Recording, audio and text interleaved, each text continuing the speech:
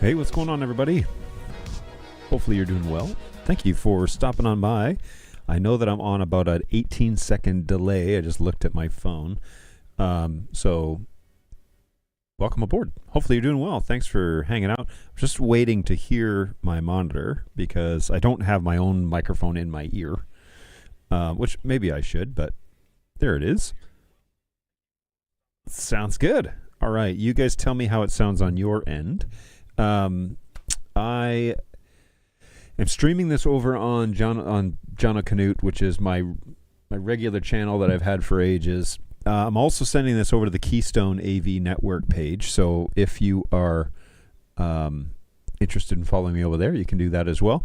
I'm not producing a lot of stuff over there, but it's kind of a shell for when that all kind of gets started. So looking forward to getting that going this morning. Let's jump in here. Oh, what's going on, Angus? Good morning. How are you doing? Thanks for stopping on by. Appreciate you sounding off here first thing in the morning. Oh, and he says it sounds good here. Of course, I clicked that right when it was going away. Sounds good here. Excellent. Thank you very much. Cheers to you, my fellow Canadian. Hopefully you're doing well. Thanks for, as always, coming on by. Today I have a Tim Hortons mug with Tim Hortons coffee, so it's very appropriate. I told last week I was back from the Christmas break, and I told stories to pretty much no one about my travels up through, out of Tennessee, through Kentucky, through Ohio, through Michigan, into Ontario. We drove and then came all the way back that same way, and so, of course, we made an extra effort to hit up a few Tim Hortons. So there is one just north of Cincinnati, which is kind of the first one. There are actually Tim Hortons in Nashville.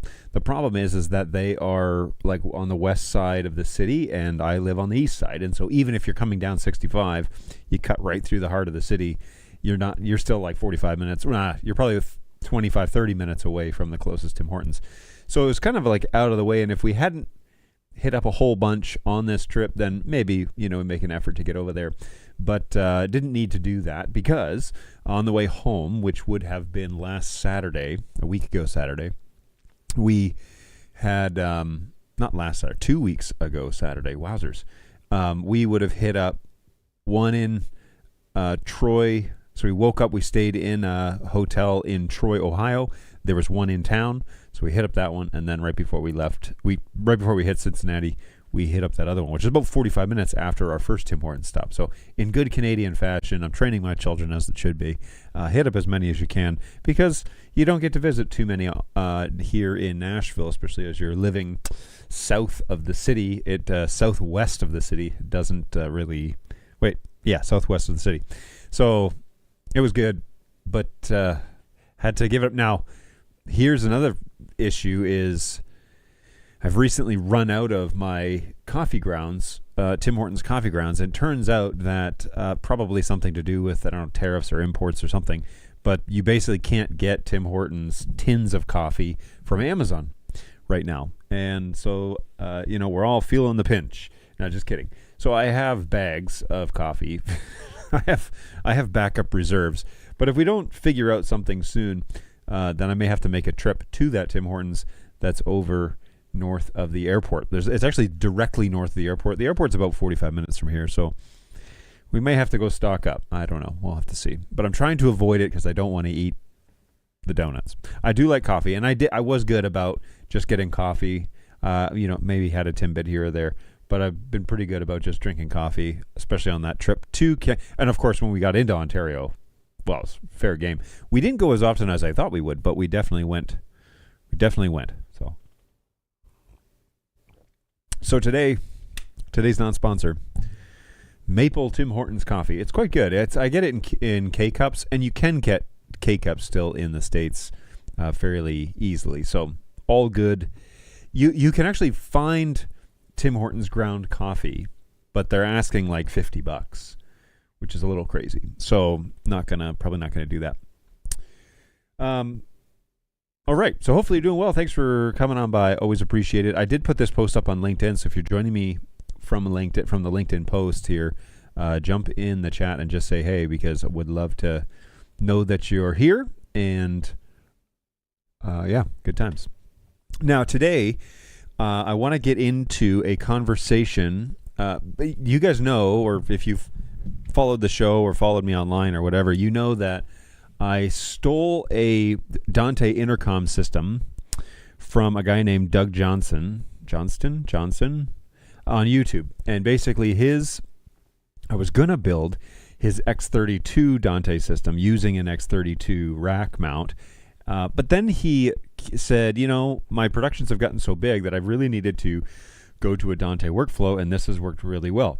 And then he gives a play-by-play on how to design it. And so that's pretty much what I did with my own ideas mixed in. So if you are unfamiliar with what Dante is audio turned into network data, ones and zeros, and then encoded or decoded that way so you can, put it on your network and take it off your network. Now, like all things that are tailor-made, it will work on your network per se, but it's best to kind of set things up properly for your network, and in particular an AV design network using something like a Netgear 4250. So Netgear 4250 is a specific brand of switch supported by Netgear, and it's a part of their audio video line. So that's kind of the entryway into this, properly done audio and video. And I lived in the world of NDI for quite a while, for about 5.5 years, working for a company called Bird Dog Australia, and we did video on networks.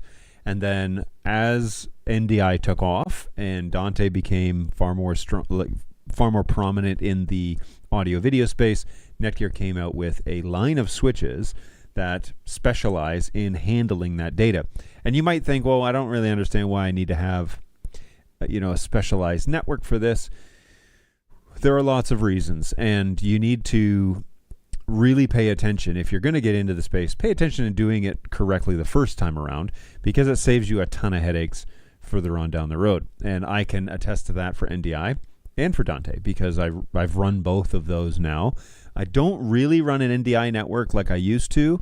The studio that I work for now has one NDI source on it, which is fine, but it's essentially to capture a camera, add a blurred effect to it, and then it's a part of our countdown, much like the countdown that you saw right here. So this countdown it's designed similar to this. It's like my look, but basically I take this source, my camera source, I blur it, and then I put writing or whatever. Well, for our live streams that we do, or for our church services, we do a countdown, a 5-minute countdown. And so it's the same idea. It shows the stage live through Cam 4, which is a wide shot, and then it blurs it and it puts the countdown on it, puts our logo on it, and away you go. So it's kind of a fun way, I think, to show that, first of all, you're watching a live feed. It's not just some boring graphic, but also, it is kind of a boring graphic, but I'm behind there, so that's kind of a nice way to do that. And then it kind of shows. So in the instance of the church live stream, that with where the studio that I'm at, we use that as a way to show, like, people are here. People are in the studio and we're about to go live. And so that's kind of a cool little ramp up for how that, a way that you can engage your audience before your live stream starts. I think it's actually a really cool idea, so much so that I use it here and I use it over there. So in order to avoid the headaches that come with throwing these network protocols on a everyday network, and you may be new to a lot of this stuff and thinking a network's a network. They really aren't. They're tailored to making sure that the data gets across all intact, all in time, as they expect it to.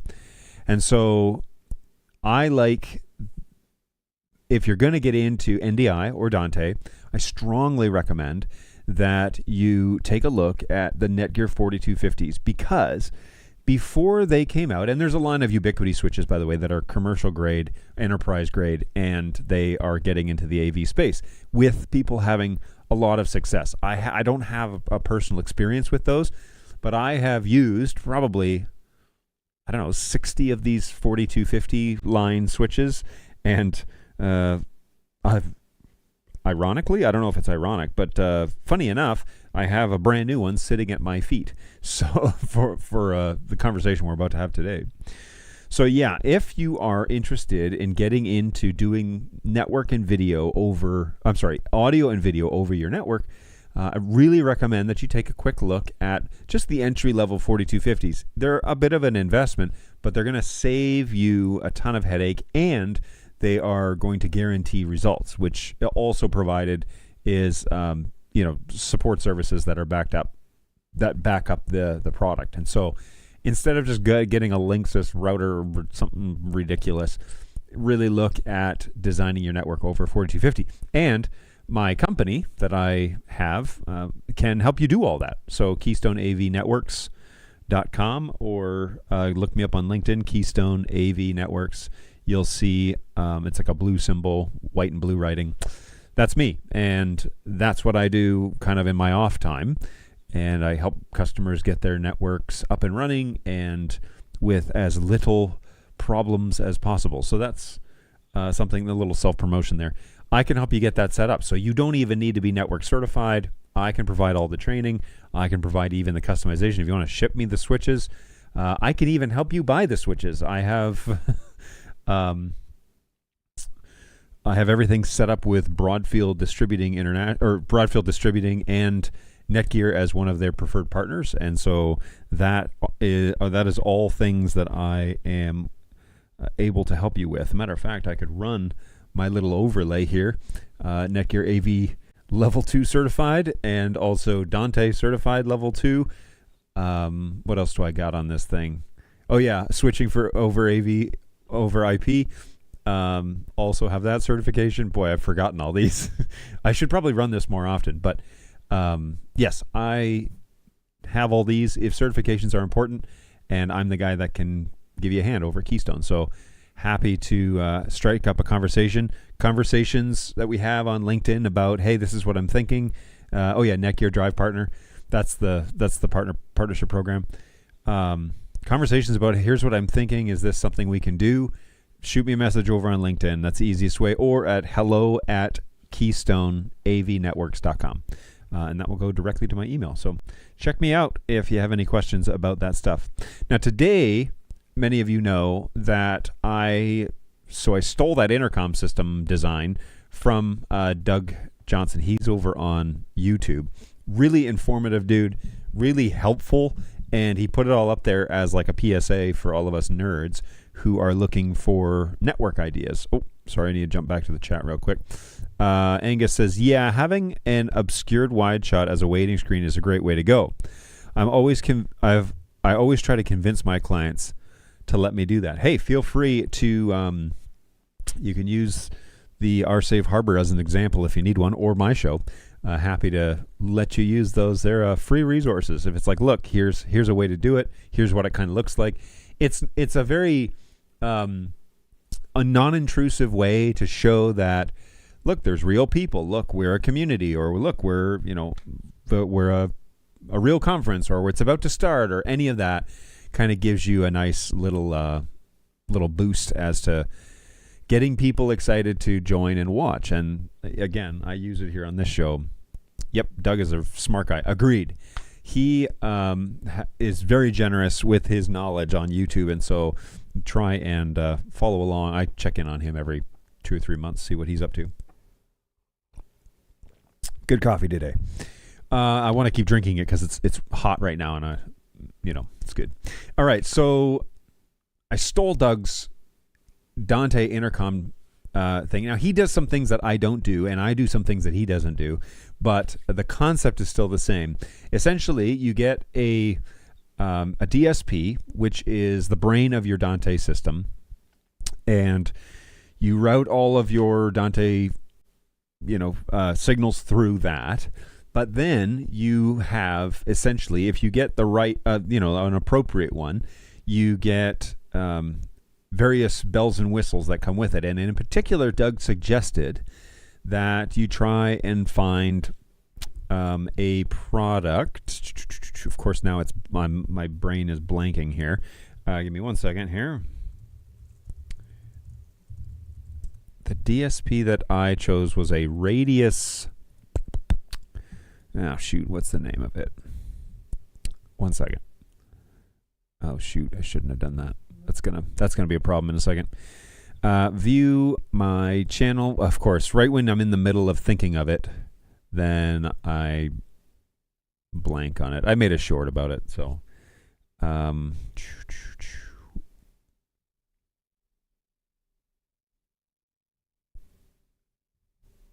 Where is it? Tag lucky from I'm looking for all of these. Nope, it won't be back. Did I made a short about this, right? No. Oh, weird. Okay, maybe I made a video then. I know it's in here somewhere. It's just a matter of, oh, there it is.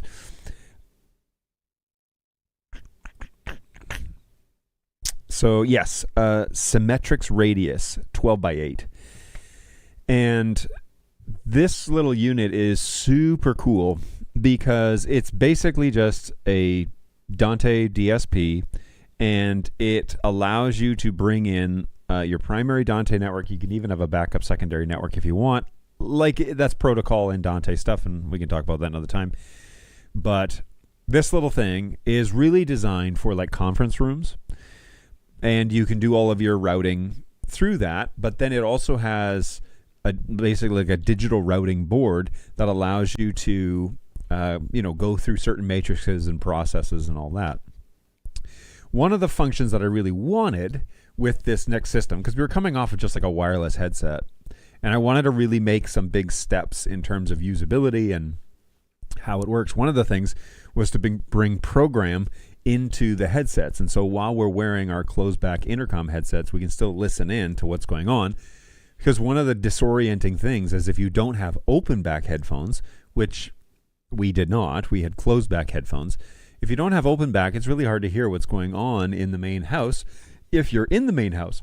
But if you're not in the main house, if you're in some sort of production room, and at the time of design, we were planning on moving and going into a production room, if you're not in the main room, then you're not going to hear at all what's going on.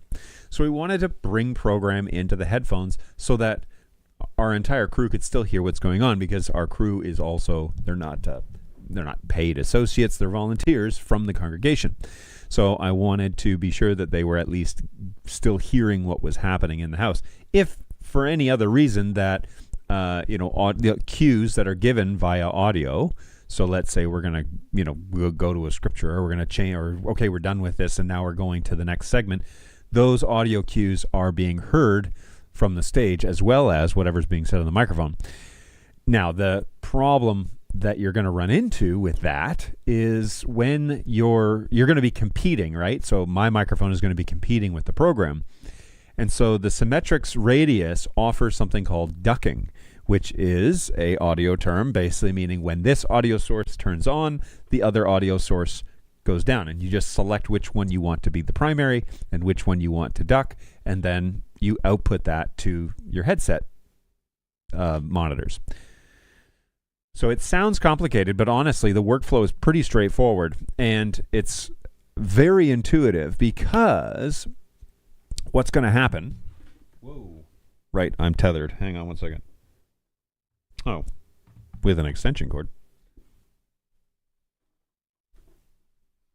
All right, so what's going to happen is we're going to really like this system. And I always give this premise that don't plan your system, don't design a system for what you need today. Think about, what if I really fall in love with this system and I want to be able to do more with it? Well, that was the premise that we took for the Symmetrix Radius system for the Dante stuff, because I knew we were going to fall in love with it and we were going to have more volunteers and all that stuff was going to happen. And so you're going to end up wanting to expand. Here's a brand new unit that was just shipped to me. And I need 2 units. I hope he sent me 2. I should text my guy.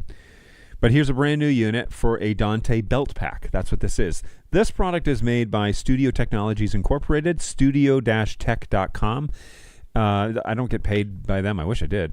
because I've done a lot of promotion. But basically, this little body pack can clip on your belt. You can plug in a TRRS headset to it and plug in a Dante, something plugged into your Dante VLAN, and you're up and running.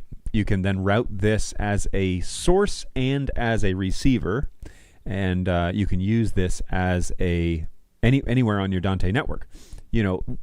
Part of the reason why we tailor our networks to doing certain protocols is because now I can light up a port on a switch and say I want this to be on the Dante VLAN, and then when I plug this device into it, it just automatically acquires an IP address, and I'm off to the races. I can see it inside of Dante controller. So this is a brand new pack, and it's pretty stinking cool. And the reason why I designed it the way that I did with Doug's design is because I can easily expand it. I can order more packs, I can order more headphones and plug them in, and I can then group all of the receiving end of things into a multicast group, and it doesn't chew up all the bandwidth. It's all the same. So this body pack is probably going to be for somebody that's moderating our chat, and she does kind of both, and if she needs to communicate with me, she can just jump on the headset and talk to me. I have 2 headsets downstairs, but I only have 1 of these body packs, so it's good stuff. All right, let me here. So are the ST belt packs compatible with the Doug Johnson style comm setup? Yes. Actually, those are the ones that he recommends in the video, and so I looked them up, and what's cool about Studio Tech is that that's like the base model. They have other ones, though. They specialize in sports broadcasting, and so they have like the Bob Barker microphone that's on the little stand you just push to talk. They have some really cool things. They have belt packs that are like multi-channel, like a whole bunch. This belt pack, if you've ever seen a football game, an American or Canadian style football game, not soccer, and when the dudes are on the refs are on the field and they press the button and they talk and then they let go, it's essentially the same design other than you plug it into a Dante line, so you are tethered.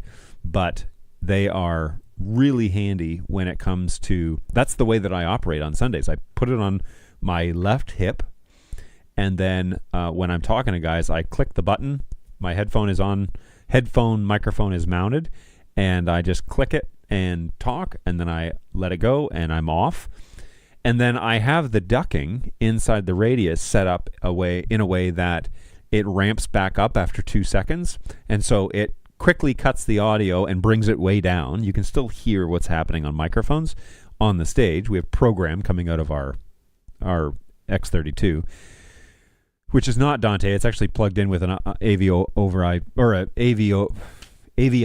unit. Too many acronyms.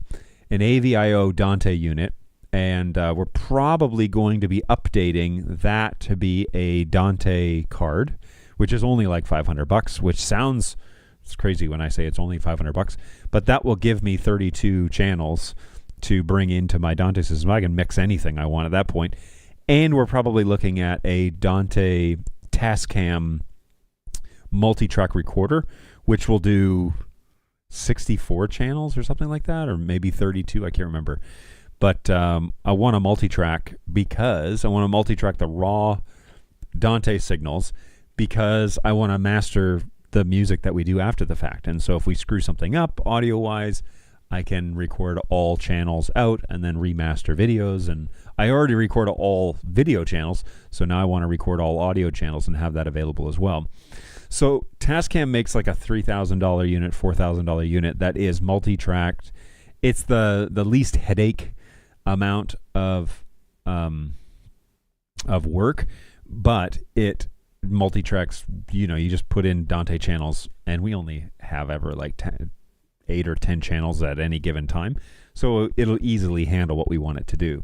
So we're likely going to do that this year. I don't know if Tascam shows up at NAB. Let's find out. Let's go over to the board. NAB convention. And I just want to see, I'm sure they don't know yet who's going to be at the show, but yoink, we're going to check this out and see what we can come up with. I'll bring you over to that screen. How can you apply, contact sales, learn more, exhibit, meetings, sponsorships, NAB show, video, education, show floor. Choose your pass, view your show floor. All right, so I know that this is, it's April 19th to 22nd this year. There you go. And I just want to search Tascam.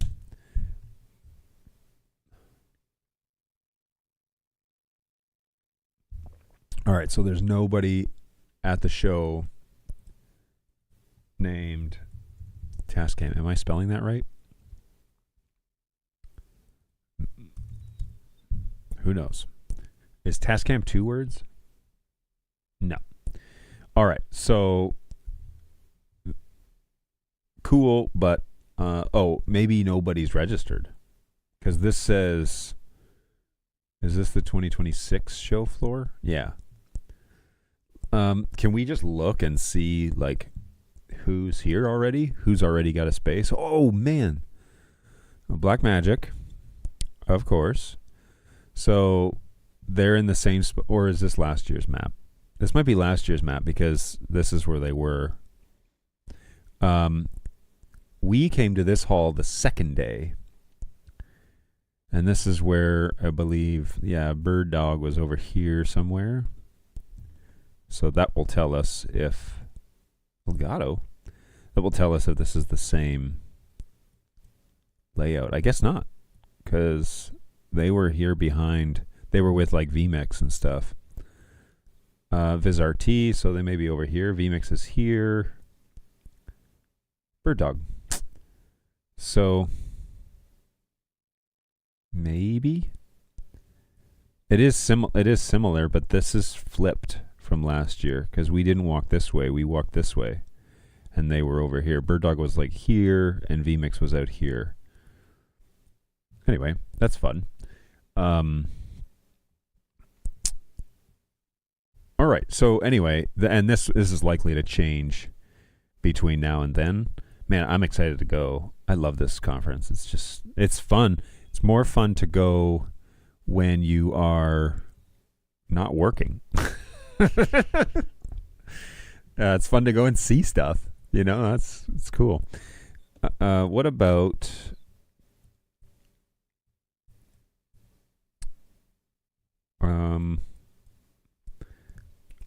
who's the dude? Is Ugreen in this? Ugreen should be here somewhere. We purchased something from Ugreen this year. Actually, not really based on their show. Oh, vMix is here. Where's the pit? Is X Keys? X Keys is around here somewhere. I'm not concerned about X Keys, but I'm hoping that they're innovating. I hope that they're doing something, because, all right, I guess I'll just look it up. I hope they're doing something, because they had some cool stuff last year, but there it is. Boom. North Hall. AccuWeather. Oh, that's strange. They had some cool stuff, but it was pretty hard to compete with what Elgato was doing. And so I hope that they're able to, I'm anxious to see what they've been up to this year. I know that ISE is about to start, and so that's going to be kind of the next set of announcements, I think, that people are planning. That's coming up, end of the month? ISE 2026. ISE 2026. I'm February 3rd through 6th. So yeah, that's only 3 weekends away, and then that'll be happening. And I've seen and heard that there are announcements coming from Netgear, and I believe they already launched some of their announcements, which was Ethercon style switches for the 4350 line. And what else? There was something else that they just launched. Anyways, pretty excited about that. So I'm anxious to see. I got on this tangent because of the Tascam Dante recorder. So I'm planning on expanding our Dante system with that and with a card inside the X32. And then we can move the AVIO unit to something else. I'm sure I'll think of something. And so we will have lots of options going forward with our Dante system. Now, one of the things that we're doing to expand is we have purchased another Netgear switch. This is the 4250 10G2F PoE Plus switch, which is just their standard 10-port switch, 8 PoE, 2 non-PoE, and then 2 fiber. And that switch is now going to run inside of the zone where our Pro Presenter people are, because I've got 4 Dante users over there, and I've got 2 data ports over there. And so I think for some reason I was already maxed out. I got 1, 2, 3, 4 on comms, and then I've got 2 computers. What else is there over there? There's 2 more somethings. The computers can obviously run. I need to connect data, and I was going to trunk them. So I'm not utilizing the fiber ports on this one. So it'll be 2 trunked Ethernet cords that will go into this, and then out of that will be a 1 computer, 2 computers, and 4 Dante headsets. And then that switch will be maxed out. So I tried to talk my guy into getting a bigger switch, but in that specific spot, I don't really know what else we would do over there. It's kind of unfortunate that we're already limited with the expansion of this, but that will help us get rid of some cable bulk that's happening that goes across the room over there. And it will, I think, help speed things up a fair bit. So I will be doing a trunk to this guy because I want all VLANs, all ports to go across there. So it'll be good. It's a good step in the right direction. It spreads out the workload to another switch, which is I'm happy about. Fine with that. But he had it shipped to me, and I need to probably go over to the soundstage sometime next week and get all this stuff installed and ready to go. Here's a interesting fact that only probably I care about, but we actually have a couple of weeks off, and the reason being is the guy that bought all this stuff for me, he's basically CFO.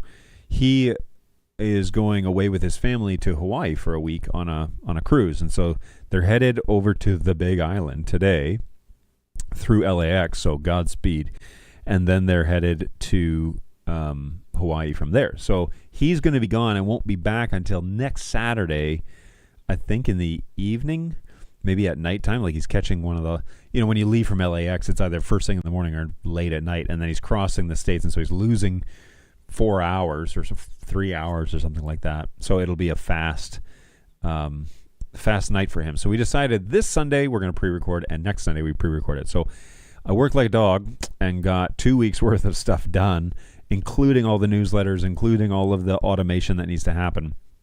So we are good to go. But outside of all of that happening, we definitely, what is going on here?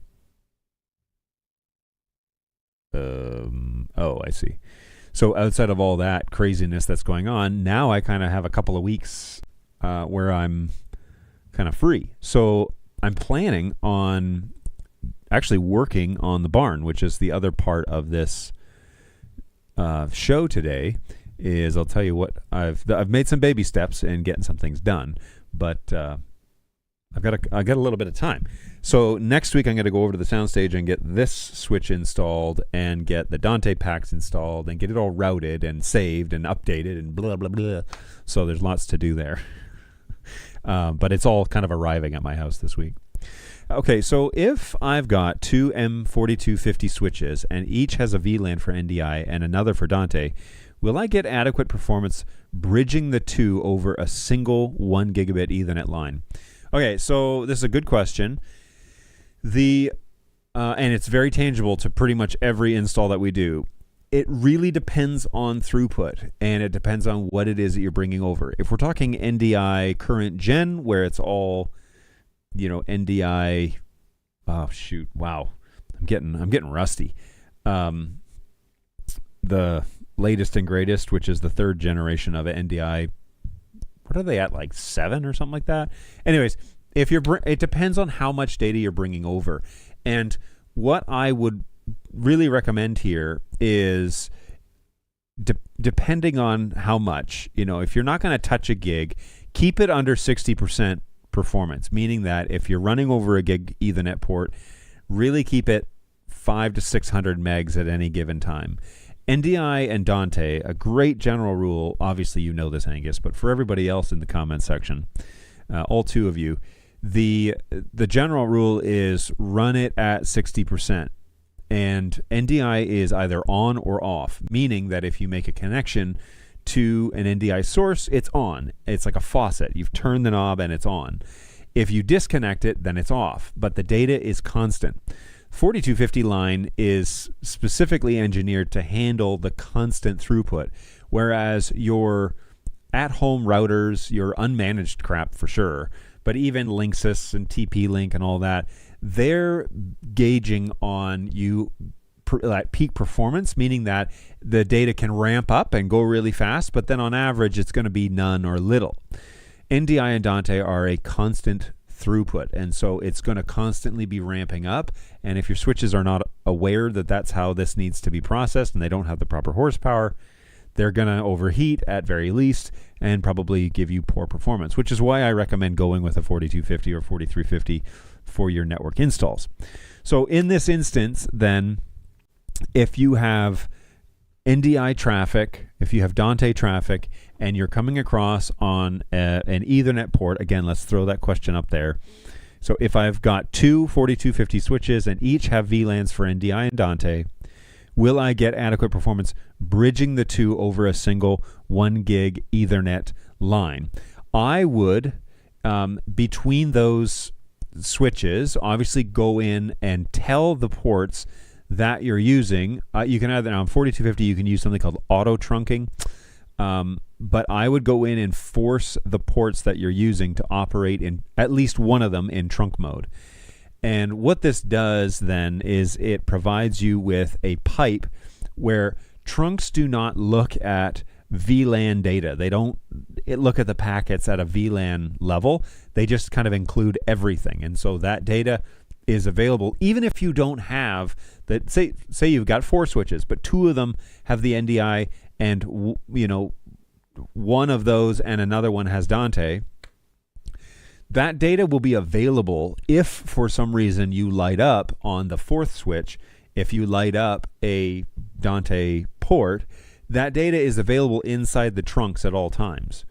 So the trunks will facilitate passing that data, whereas a simple bridge connection, if you will, if you plug it in on the data line, your switches are going to have to probably do some gymnastics to get all of that and like a lot of updating and whatever. So when I connect my switches, I usually go in manually and on the main switch and tell the main switch which ports are trunks, because then that essentially gives you just a pipe that carries all the data. What's nice about that is, and in your instance, let's say I have 250 megabits per second of NDI traffic and a dozen or so other channels of Dante. Yeah, so you're not going to be pushing that threshold. So you're probably safe with one connection. Personally, if I were to just say it, if I were to look at that, I would always do a redundant line. You can trunk those lines together, which gives you 2 gigs. But the point at this stage is not to give you the threshold of 1,200 megs or 2 gigs worth of trunk data. The point is redundancy. And from a networking stance, I'm always looking at, I never want to be near my threshold, and I always want to have a backup idea. And so I would always bring 2 lines over that would go to all of my switches from my main. Again, that chews up a lot of ports on your main switch that you're using. The way that I have mine laid out, I probably have a diagram here somewhere. I didn't realize I was going to be talking about this so much. Assuming that nothing is close to saturation, of course. Okay, so that's a great way to do that. Yeah, redundancy is a good thing for sure. Agreed. And when you're in the production space, like when I'm in the data realm, all right, when I'm here at home, I'm not honestly thinking too much about redundancy. I have definite spots of failure along the route. Those Mocha units that I have that run over coax, bring my network upstairs, those are not redundantly set. Now, I'm thinking about redundancy for the barn build, but when I was just trying to get wired data up here, I was not thinking, and now I need a backup. I was just trying to get it done. So in the data realm, even inside of the conversation with business, I'm not necessarily, well, there's a military helicopter going over the house.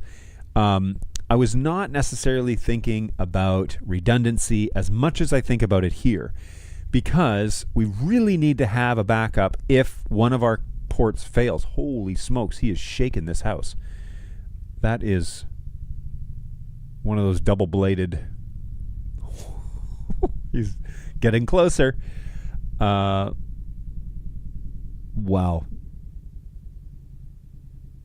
Could you hear that? It's showing inside vMix. All right, he's gone now. So I wasn't necessarily thinking about that, but in the production realm, I'm always defaulting to what's your backup connection. And there are lots of ways to build your network that way. A matter of fact, I wonder if I could show you.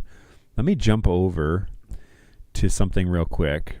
So I did my certification, right, for... let me see, is it in here? It should be in here. Netgear certification, diagrams. Yeah. Okay, so here, at the end of the course for your Dante certification, they ask you to design a network, and they just give you a paragraph of here's what's required, and then you need to be conscious of your I forget what they said, conscious of cost and yada, yada, yada. So I did a diagram, and I want to kind of zoom in here a little bit because, here we go. I just want to show you. You can go onto the Netgear site also and pull for this. You can pull all of the stuff. I guess I probably shouldn't show this to you because this is basically the answer to the question.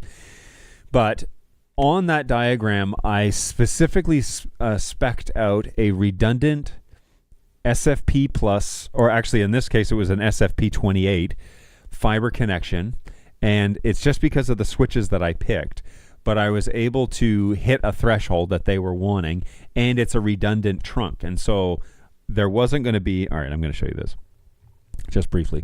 I won't show you all the answers, but this is the redundancy thing that I did for, this is the switch that I selected as 4340 CV, which gives you the ability to do SFP 28. There's never going to be any question in today's configuration as to whether or not that's going to be able to handle the NDI requirements, but it also provides PoE power and adequate port and all that.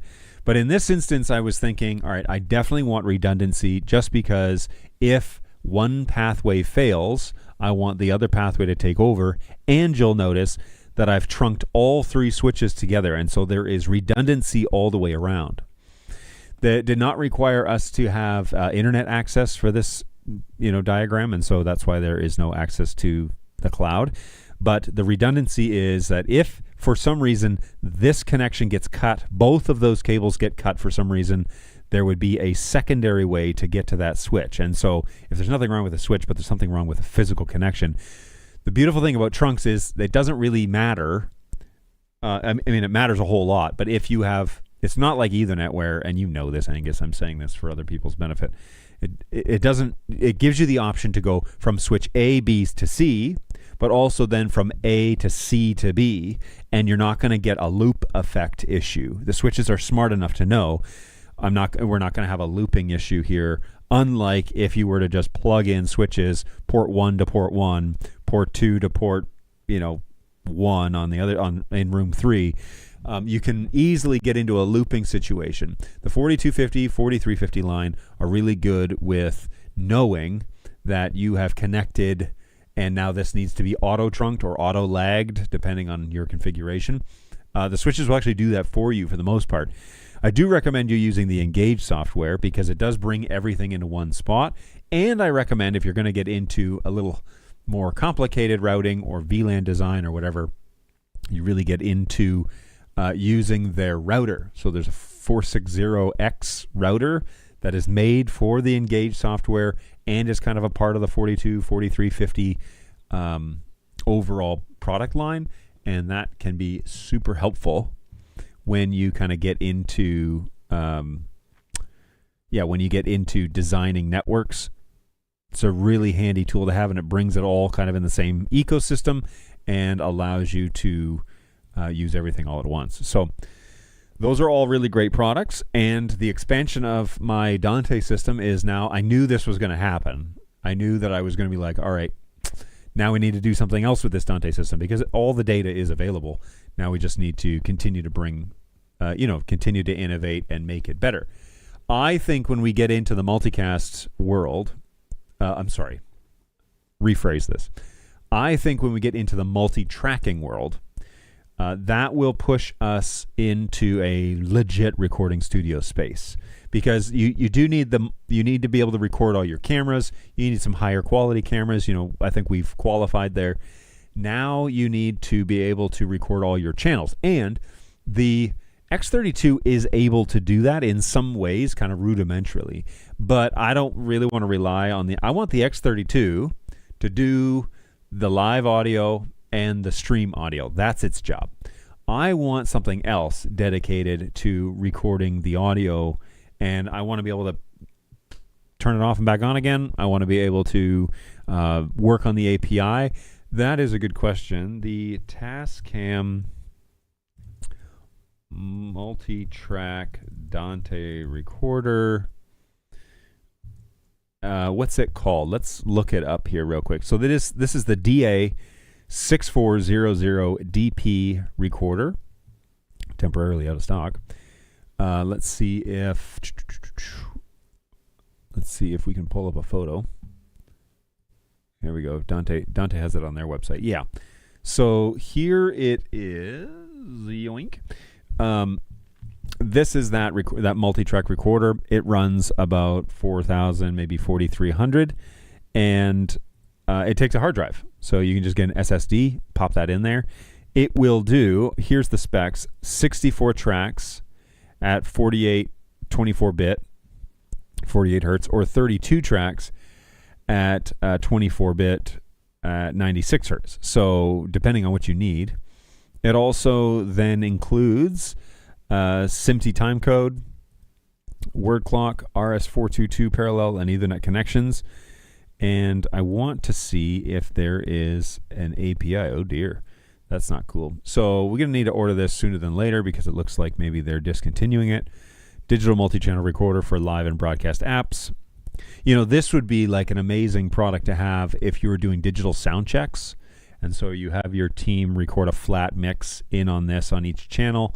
You just record them playing a song, and then you could then take that into your rig during your own sound check as an engineer, hit go on each of these, run them through the channels of the board, and then set up the room. So that would be a good way to do that. And, there are lots of, let me change this over real quick. There would be lots of good ways to do that. Good ways to do that with this little recorder, and then you could bring all the channels out Dante and back in Dante, and it would make it pretty seamless. So again, I know that the X32 in my instance has the ability to record some stuff on an SD card, which would be fine for a digital sound check. But if you're also recording then your shows, or recording an album or something like that, Tascam multi-recorder would be a great way to do that. So there you go. That's pretty neat. I agree. That is pretty neat. All right, so those are the updates coming to the Dante system that's at my soundstage. Oh, sorry about that. I just realized that I'm sharing the chat here. Out of curiosity, why not use a PC with Dante Virtual Sound Card and a good DAW to do your multi-tracking? Okay, so part of the reason is because I may not be the guy doing it all the time. What I want is to be able to record this, or I'm sorry, to put this on my Companion X Keys unit and hit record. And then the next step will be to automate that. Because what I would really like to do is one day, perhaps I'm not going to be there or I'm on vacation, but service still goes off. I want them to be able to record out all the channels, and then when I get back, I want to be able to pull that information digitally and bring that over. And to do the computer PC with virtual sound card, DAW, do multi-track recording, all that stuff is more than just setting it up beforehand and pressing record.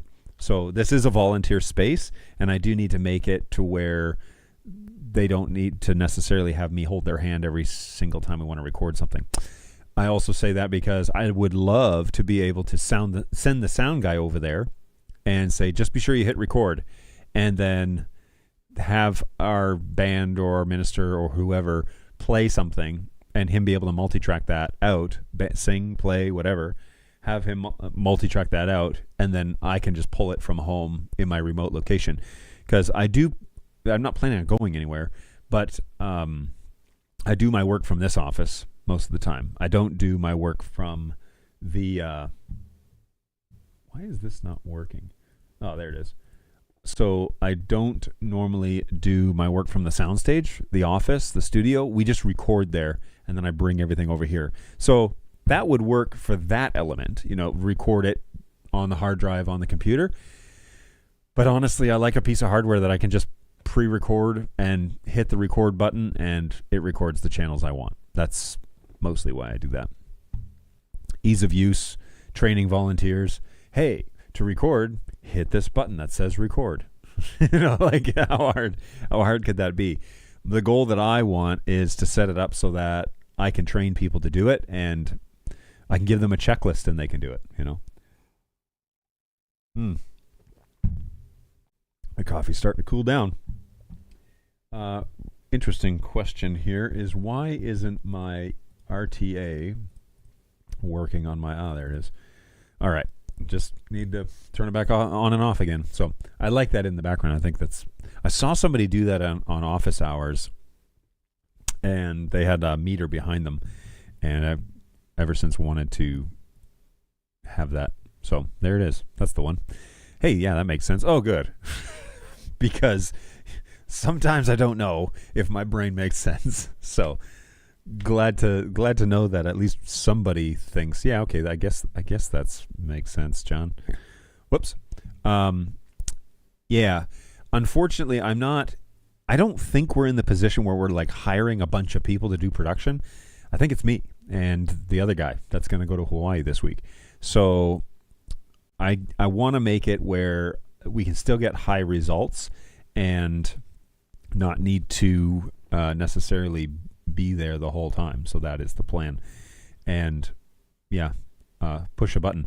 Now, I did ask somebody that works for Dante about this Tascam unit, and he said the only downfall is it's really slow. Like to pull the files and whatever is slow, but it does show up as an FTP server on the network, which means that I can just remote into the computer over there, dump the files that I want into Dropbox, they sync up and over, and I'm done. That is my workflow on Sundays. Here, check this out. This is so cool now. We record onto a Blackmagic ISO Extreme, bring in our 8 camera signals via SDI, and then we save those to a hard drive. when service is done, that recording button, by the way, automatically turns on, and it just dawned on me that I need to turn those automations off for the next 2 weeks. So those things happen automatically, and I love it. I think it's great because I don't really have to remember. I do set an alarm to check to make sure that the recorder is running, but I don't actually have to press the record button anymore every single week.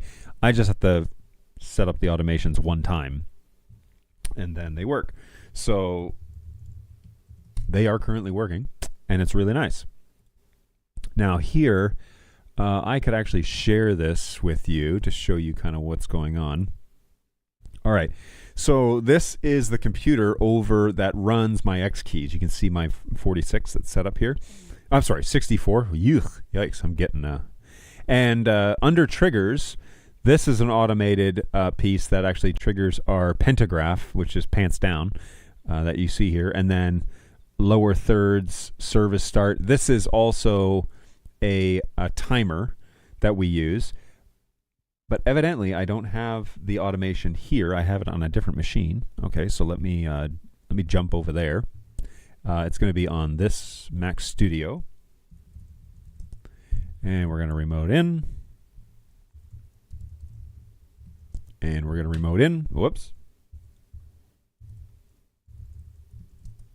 Okay, here we go. So Pro Presenter, we're going to launch the buttons interface, and this is the automation that I want to see. So automate the record button, click off. Lights automation, click off. Lower thirds, clear lower thirds, I'm going to leave that on. Pre-show dim lights. Oh dear, am I not actually making changes here? I guess I'll have to use the password because I'm not present. Oh my goodness. Fat fingering this big time. All right, workflow. Off, pre-show dim lights. This executes, on a schedule, so turn that off. And this one also executes on a schedule, so I'll turn that one off. This is just a button that we press, so I don't need to turn that one off. And then what you do now, okay, so these are the workflow automations that happen. And this is, go ahead and save.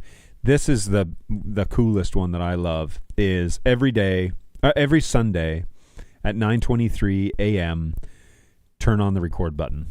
It's so handy, and I've used it twice now, and it works perfectly.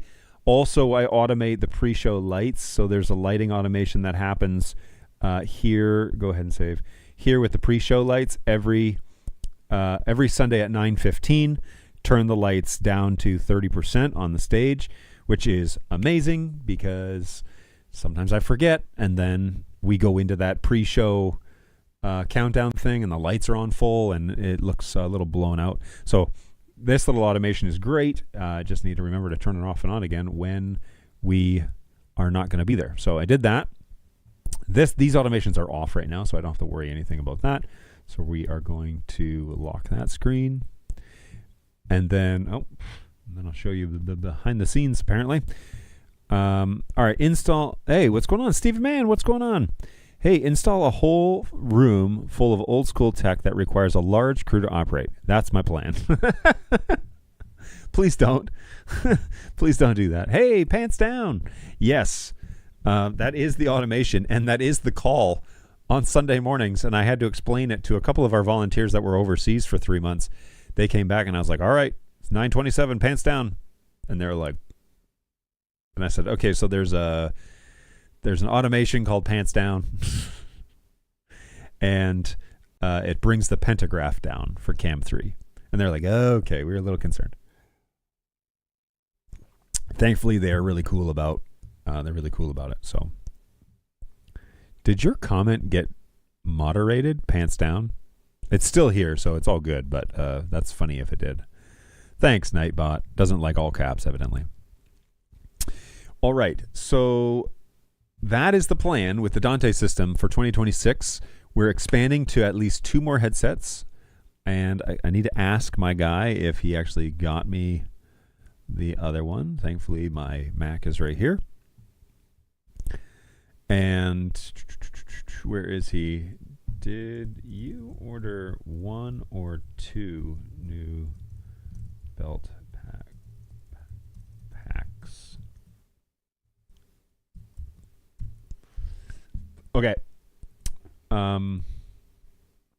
That one's done.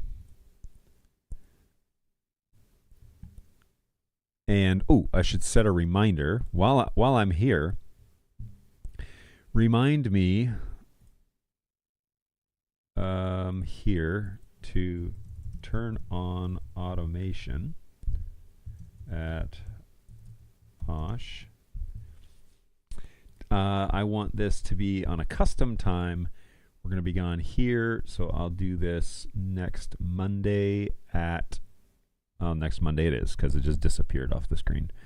What will next Monday be?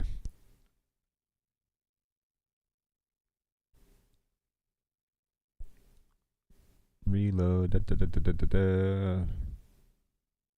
All right, whatevs.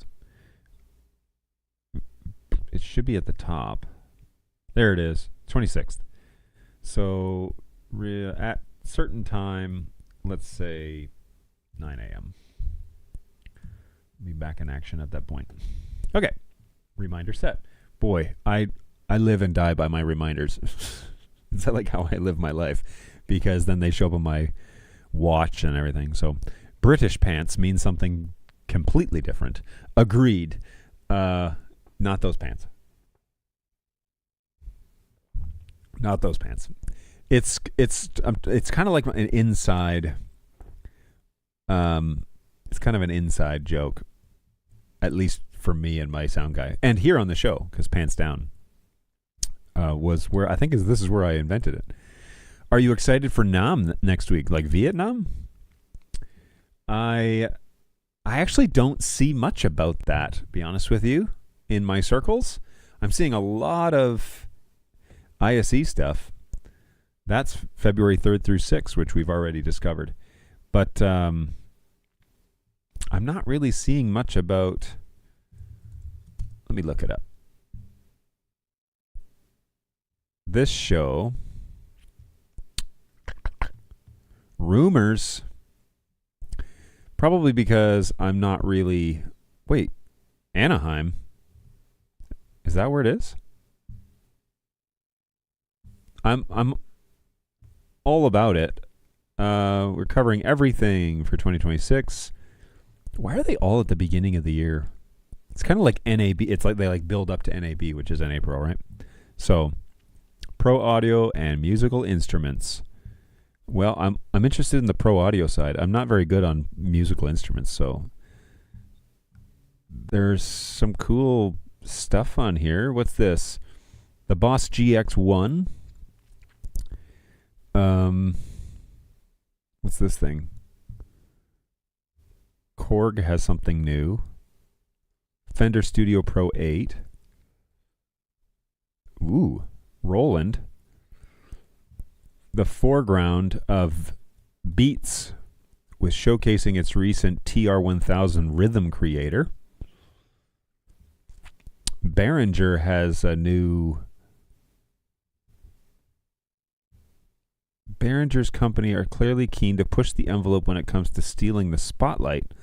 Last year, Behringer captivated us with a 16-voice Prophet 5 inspired Pro 16, which is now seems to have been strangely discontinued. Wait, what? The LM drum and the Yamaha DX1 inspired BX1. So we can expect displays of similar allure of this year for show. The question is, when, if ever, will whatever instruments Behringer brings this year become available for purchase? Is Behringer canceling synths that have already been announced? These look very like old school. They look like they belong in a studio and not on a stage. It's interesting.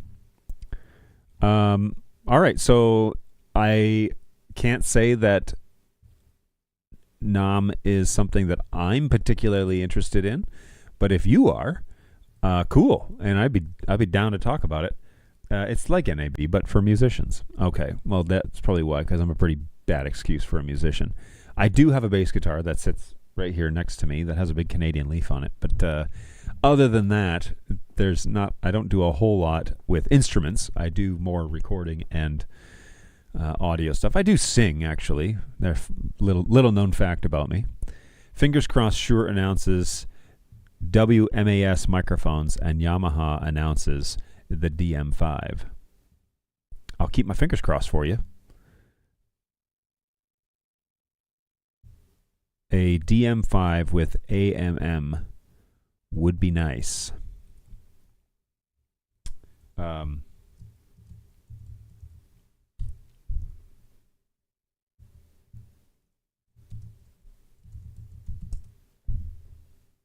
Let's have a little look.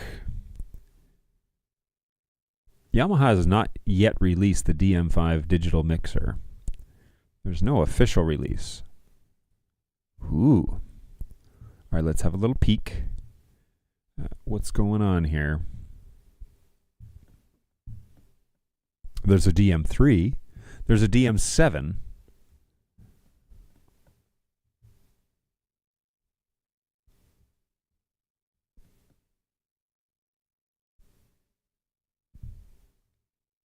Last year we walked past, at NAB, we walked past, I think, Yamaha's booth.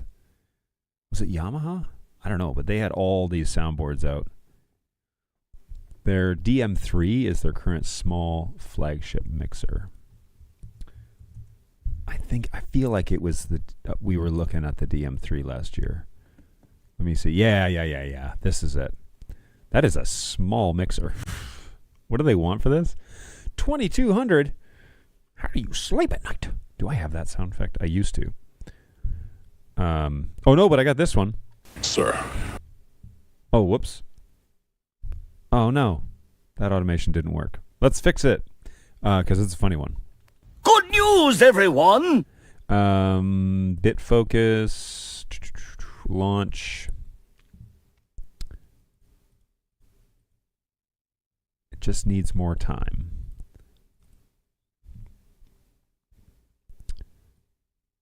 Audio.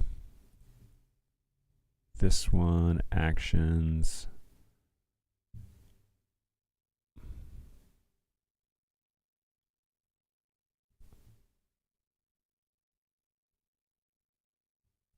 Wait, why? It's gonna work? Sir, I protest. I am not a merry man. You're welcome. Oh man, good stuff.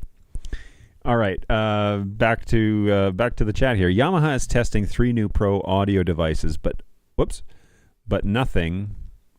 Sorry, let me pull this out of here. Okay, Yamaha is testing 3 new audio devices, but nothing about what they are. The DM3 is their current small flagship mixer. Jono, based on Yamaha's naming conventions, there should be a DM5 based on the existing DM3 and DM7. Well,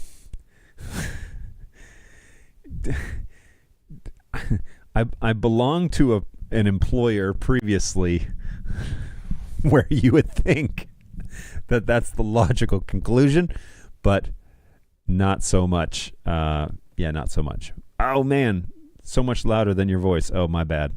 I can change that too. I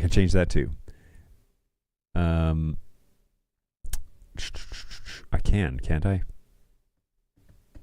I forget where to do that. All right, I won't set that one off until I fix the audio.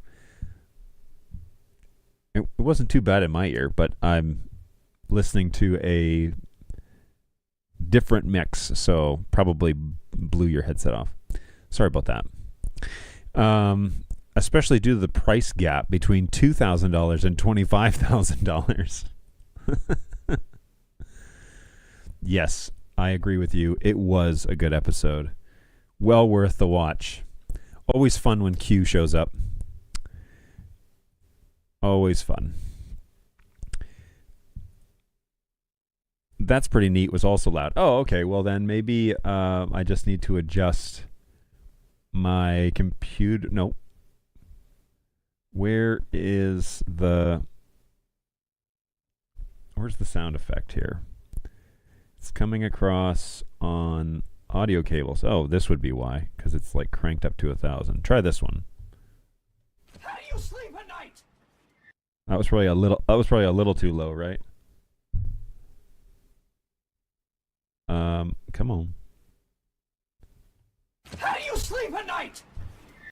Okay, that's about halfway. Is that too loud? I will set the audio. All right.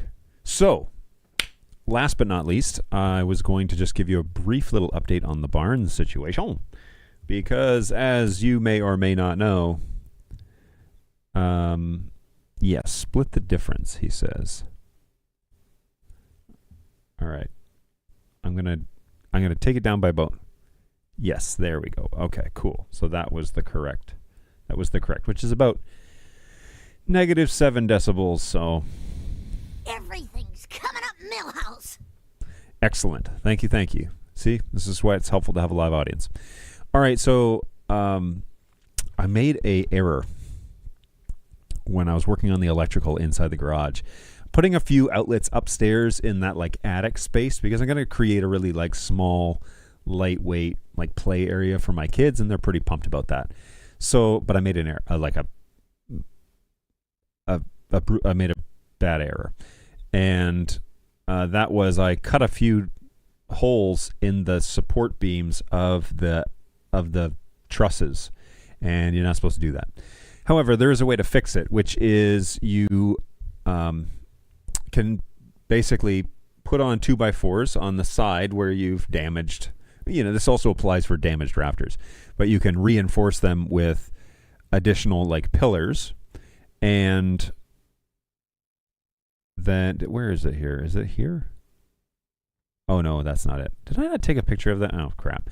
All right, give me a second and I will send this to myself. Anyways, you're not supposed to alter those at all. And you can just run the cables across the rafters because it's an attic space. So no big deal. So I had to go and get some 2x4s and fix things because I'm an idiot. And that gave me a chance to kind of really reinforce things, really, really heavy duty. Let me just throw this in Google Drive. Upload. And then I did the electrical, well, part of it. I'll finish it up hopefully today and tomorrow. But I reran some of the electrical that I'm going to have up there. And I'm going to have two circuits. The first one is 6 outlet boxes that are in where my kids will have their like play space. And then the second circuit is going to be over on the backside of the attic space. And I'm going to have some of my stuff up there. Tempted to make I've never had a place. I've never lived in a house. This is a hobby I don't think I've ever talked about. I used to, when I was younger, I had an HO train set. And I haven't had an HO train set in, 20 years. And the technology has moved. It's so nerdy. The technology has moved a long way away from where I was when I was a kid. And I really want to get back into it. But I don't have an income to do that right now because I'm building a barn. But that section of the barn, which I sat up there yesterday and just kind of like took it in, is actually big enough to do like a wraparound train set. And so I think I'm going to do it. I think that's going to be like a hobby that I take on. And that would be a lot of fun for me and keep me out of trouble. So that is what I want to do. And I'm putting electricity over there on a separate circuit. It's not a big deal. It's just mostly running wire. I'm very familiar with, working in electrical panels and that sort of thing. That's no problem at all. So I'm pretty excited to get all of that kind of up and running.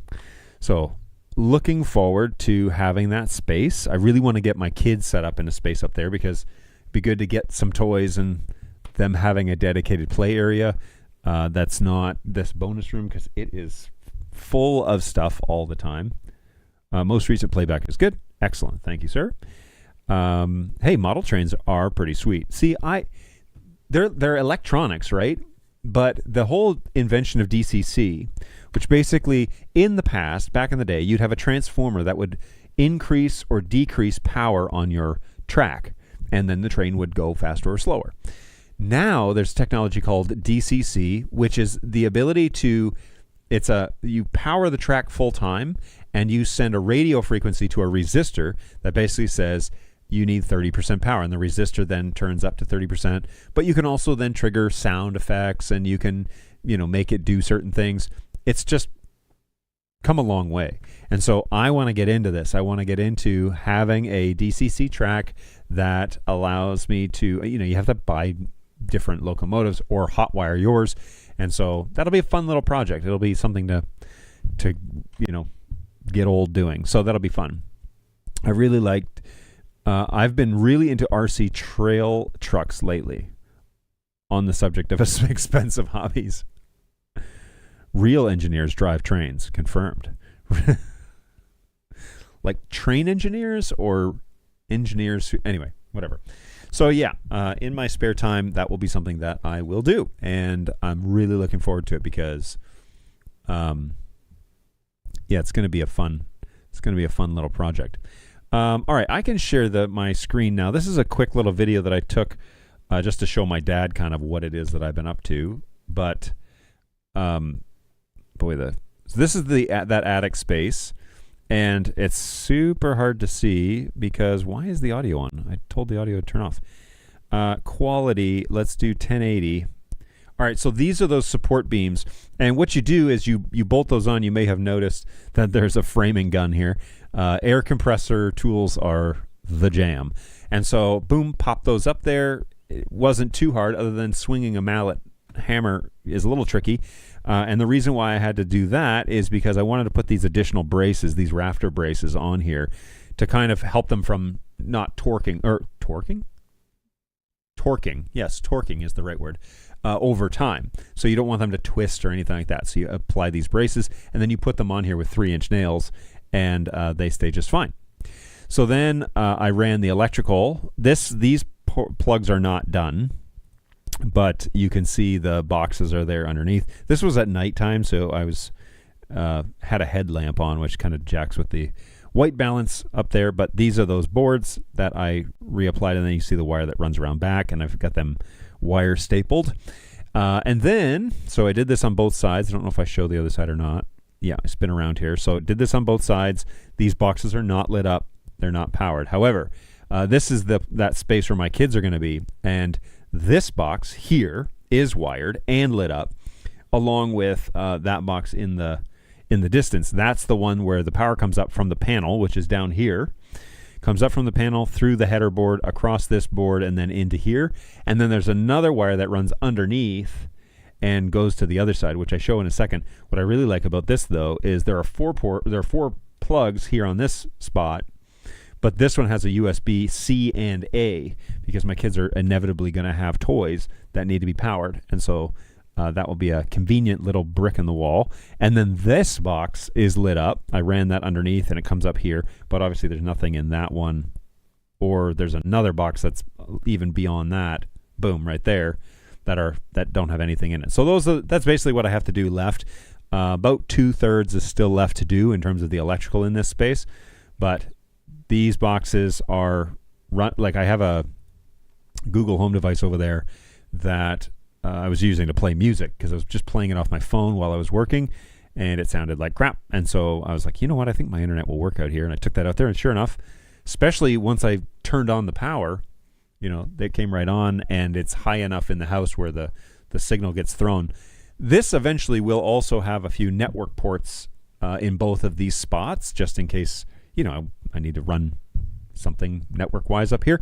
So there will be a couple of network ports probably on this, what would be west side of the building, on the left side here. So that'll be fun and get that stuff going. So getting those circuits run and ready to go, that's been a lot of fun, and I love it. If this turns into a model train channel, I'm absolutely good with that. Hey, if people are on, there might be a segment. Sure, maybe. It would be cool to have, because this studio is going to be out there one day, right? Just not in the attic space. So it'll be downstairs. So if that's the case, then I could get an NDI camera, my phone, and take you guys up there, or set up NDI cameras up there and run the trains while the show's. Oh, we're doing it. We're doing it. Done and done. That's happened. And then I'm going to get a whole panel of train sound effects, and we're going to play those on the show too. So let's go. I'm all about it. All about it. How neat is that? Now I need to find some cheap NDI cameras. Where can I find cheap NDI cameras, everybody? They don't need to be great quality. Even if they're 720, I'm down. But I need some cheap NDI cameras so I can show progress and the builds and the trains and all that. Maybe like put them all around the set. Let's do it, guys. Let's do it. That'll be a blast. Anyway, so we've made some progress. You know, I have some.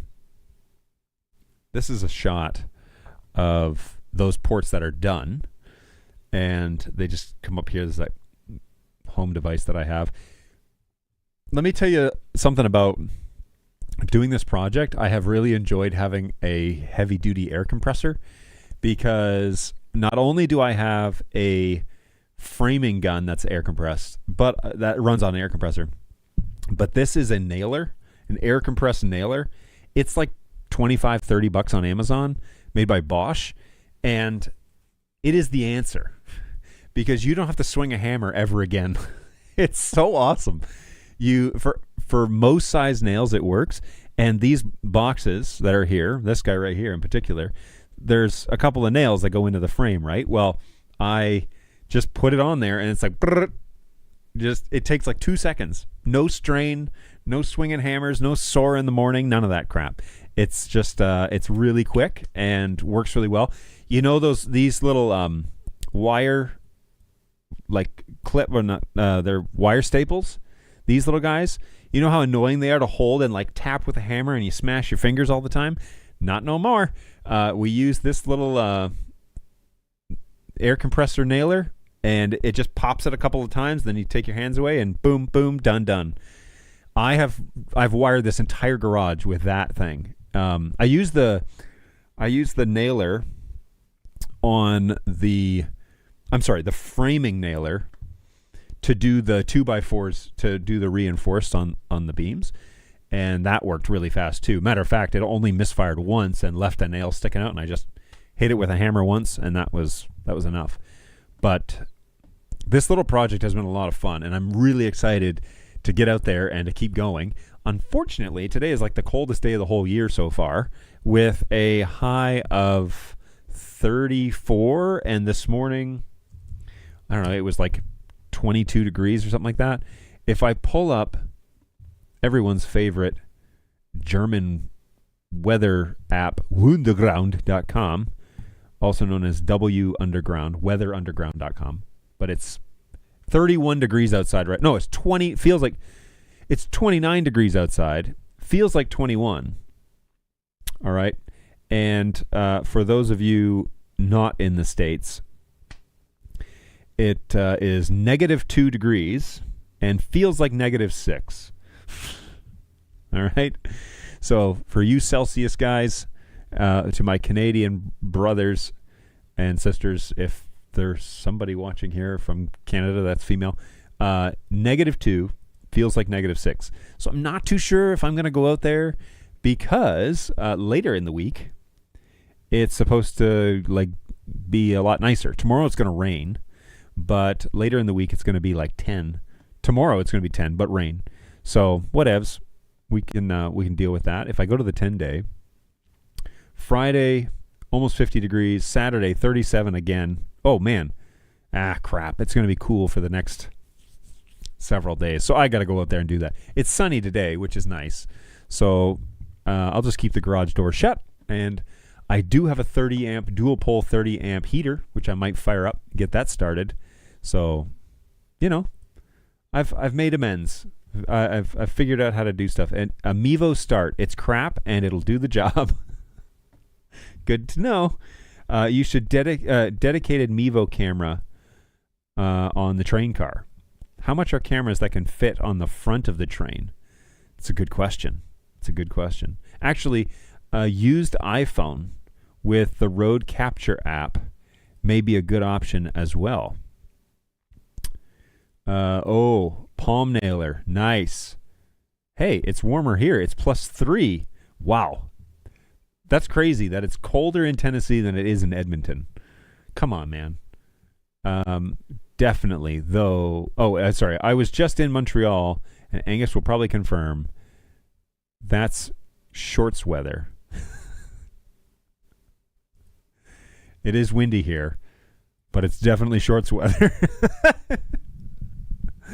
Yeah. Yikes. Yeah, +3. I'm down.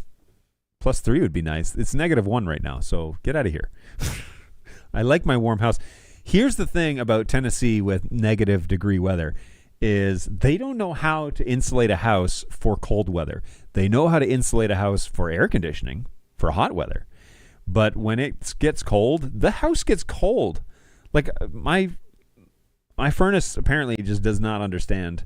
Maybe I need to get more temperature sensors around the house so that it takes a more like even reading, because it thinks it's 74 degrees downstairs and it is not. It is chilly. It's got to be 30 or 65. But apparently by the thermostat, it's 74. So who knows? Ooh, one little project that I did. I don't think I have any pictures of this. A little project I did though is I installed a plug. So my wife bought it's like a filing cabinet, but it's a nice one for the living room. And I installed one of those USB plugs right above it. And so now we can like charge devices, and she got like a record player for Christmas. And so she's able to plug that in and keep it on full time. It's really nice, but there wasn't an outlet over there. So I made one, which was easy peasy, not difficult. Again, I'm pretty familiar with electrical work at this point. It's not too much that confuses me. But, you know, we continually make small progress towards, you know, things that are better. So yeah, this is that attic space. This is where the kids will be on this side. I don't have any lights up here yet, which is a little annoying, but that'll be probably after the drywall's done. Oh, one thing that I was trying to think about then is like, if I am going to enclose this space, I was just going to do like 1/2-inch drywall and R19 insulation. If I am going to enclose this space, what do I do about an entryway? Because I'm not too sure if you saw here, but when I walked up, these are the stairs that go up right here. See? I kind of need to enclose this and put like a hatch door, right? To keep the cool and the heat. If this is going to be an air conditioned space, so to kind of keep it temperature regulated, I'm going to have to do something.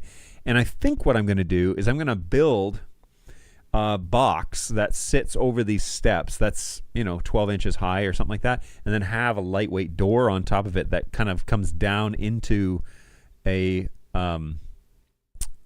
thing that can keep the temperature. So it'll be insulated or something. So right here at this doorway, I'm going to have to build a thing that you have to step over to get into, but then you also can't fall down the stairs. So I'm going to try that out today. I'm going to look at options for that, but I think I need to do that because I don't want it's going to get hot. If I don't do HVAC up here, then I'm sorry, you're not even seeing this spot. So if I don't do HVAC, it's going to get ruddy hot, and the kids are not going to want to play up here 8 months of the year. And I'm not going to want to work up there on a train set 8 months of the year. So I need to put an HVAC unit in here, and I'm already pricing all that out and getting it ready to go. But right here, I'm going to have to build something with like a door hatch that I can come out of, but then I can let it go, and it will slow close, but then it will also kind of fit nicely into a what am I trying to say? Like an insulated, sealed up space. So that's some challenge I've got to figure out. I have to figure out where to begin, because so people aren't hitting their heads.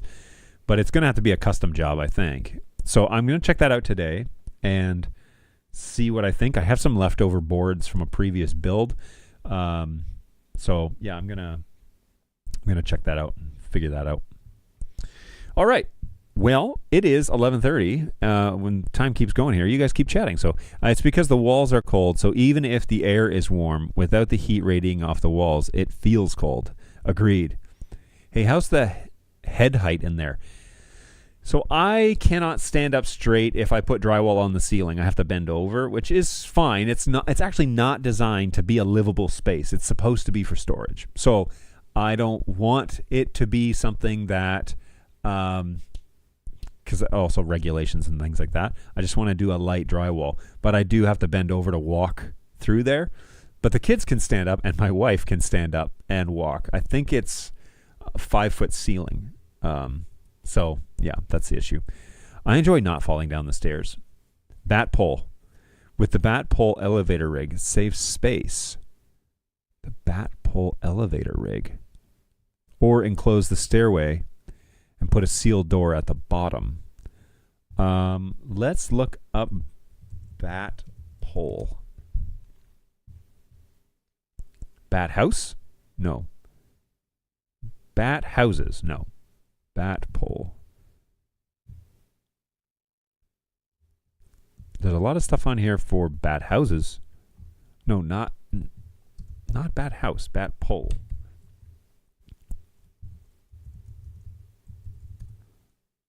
Because that's certainly not what you mean. The best bat houses. I need a bat pole. Our property attracts bats. Okay, so clearly this is not what you meant. It's like a fireman's pole, but with more Batman. Okay.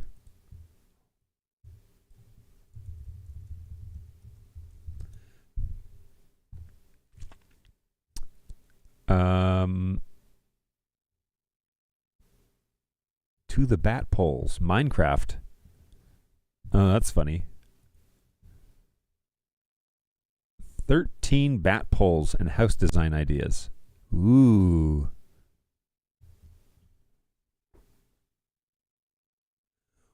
So the bat pole has a ladder. This is kind of cool. Totally should do a bat pole.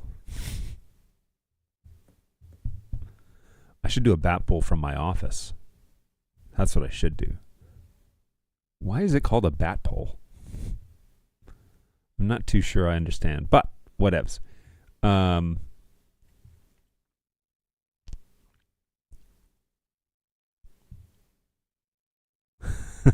This would be so cool. You know what I really want to do? I really want to get like a tube slide and install it so the kids can like go down a slide. That would be awesome. Like Batman. Yeah, thanks. Think Adam West, John. Yeah, it's like as in the Batman show from the 60s. I forgot that you're younger than I am.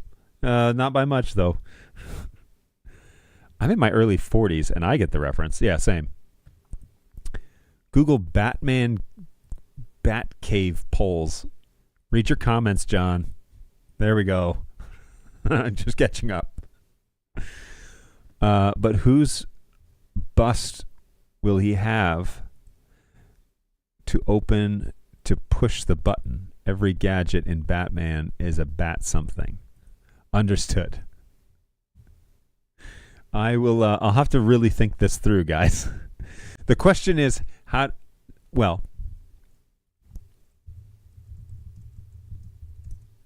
so now we're going to look up Batman's bat pole. Ooh. It has a lift? Ooh, I love that. I'll take a lift. Yeah, so I contemplated, because the kids use like the fireman's poles at the playground, right? So they're cool with that. But what I really want is a slide. And I don't know if I probably have to custom order that. And where to put it is the other question. But it would be so stinking cool.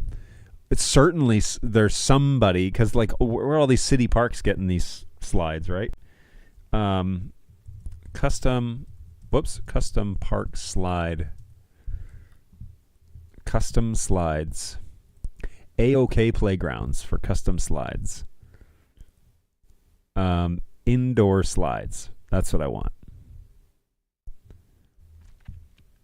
Man. Just, all right, 10 feet, 6 inches. This is a 12-foot slide. I think this is the one that I would need. Call for more details. Sales at aokplaygrounds.com. Made in the U.S. So something like this, I don't particularly like how it's the color of a turd, but something like that would be amazing. And I could totally frame it up upstairs. 12-foot indoor slide. 12 foot 8 inches. And it's wrapped around a single pole, so that would be awesome. I could easily do that. Why don't you just have like rough pricing? Just tell me what I'm up against here. You know, that's all I need to know. I need to know how much am I up against, because a cruise ship escape slide, just a tube of fabric with ribs. Buy a bunch of blue pickle barrels and screw them all together. No, I want my kids to survive this toy. 13 feet.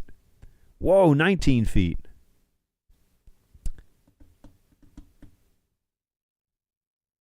I need to go outside and like really think. 15 feet. So like they clearly have them. I need to take some measurements, man. Custom pool slide.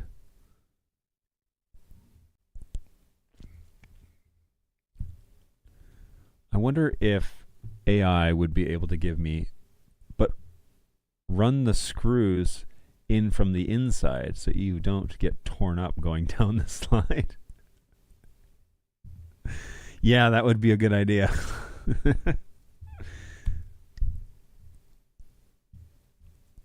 How much would a indoor slide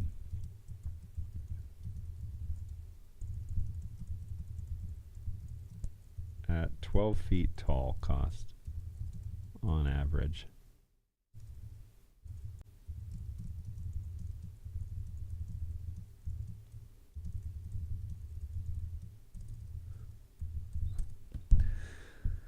Let's see if we can scour the web for an answer.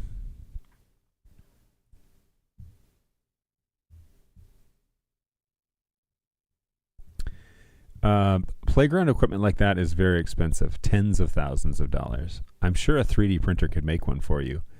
An easy 8-month print. AI doesn't know anything.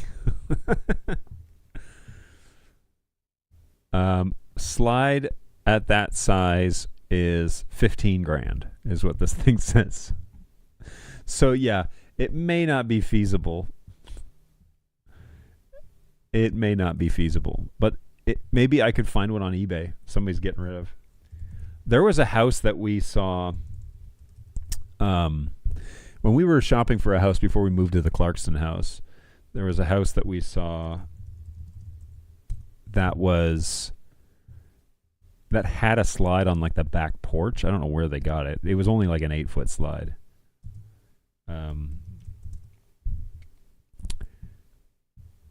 Maybe I could just get a giant inflatable, and then when the kids want to come down, they can slide down.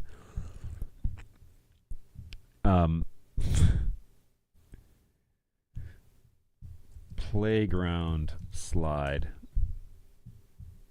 These are not playground slides, y'all. These are baby slides. What about Facebook Marketplace? Maybe somebody's stolen one and wants to get rid of it. Marketplace. What do you want to buy? Indoor. Let's say playground slide. Yep, these are all like Fisher Price $15 ones. That's not what I want. Indoor, or no, playground tube slide. Come on, guys. Have faith. What is that thing? Outdoor playground rope tunnel. Oh, my neighbor has one of those.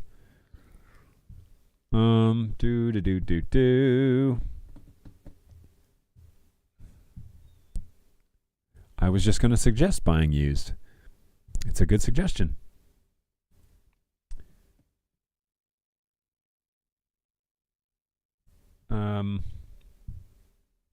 Yeah, where would I find one though? That's the question. Closing down McDonald's, you know. This AOK custom slides is kind of cool. Indoor slides. I think it would need to be a 12-footer. You know? Used playground slides. I'm sure you can wash out the smell of the homeless person that lived in it previously.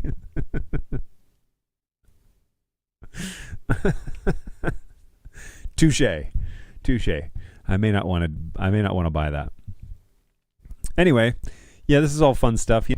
Maybe I could afford a tube slide. 30-inch inside diameter. It's a flume. Color impregnated UV stabilized plastic. Fantastic variety of colors. Single or multi-flume configuration. What does that mean? Custom design available per your specs. Factory installation. Call AOK Playgrounds. Where are they from? Let's look up their contact info. They are from Texas. That's where they're from. Wowzers. Type of equipment. Indoor playground equipment. All right. Well, anyway, this was fun. Thanks, guys. Appreciate you letting me go down that. Government auctions, probably. Ooh, that's a good idea.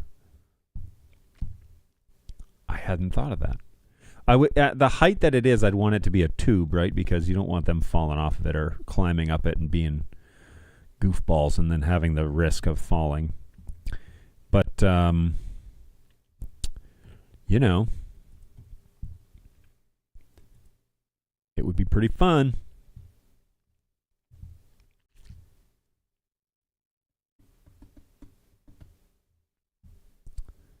Ooh. I get distracted easily. Facebook Marketplace is not a place that I need to spend any time on because I don't have the money for that. AliExpress, yeah, I probably won't be buying anything off of AliExpress. That place is a little bit shady, right? Anybody else believe me?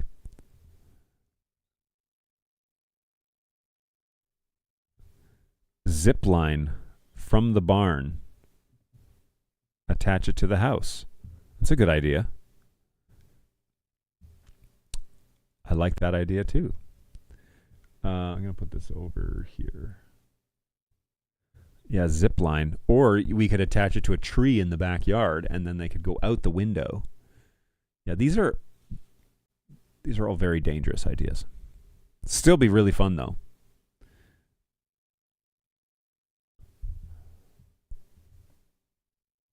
Ooh, Angus says he's never had an issue with AliExpress. Oh, okay, that's good. Maybe I spoke too soon. Do you get what you order? AliExpress, they're like, are you sure? Why can't I close this? Okay. Indoor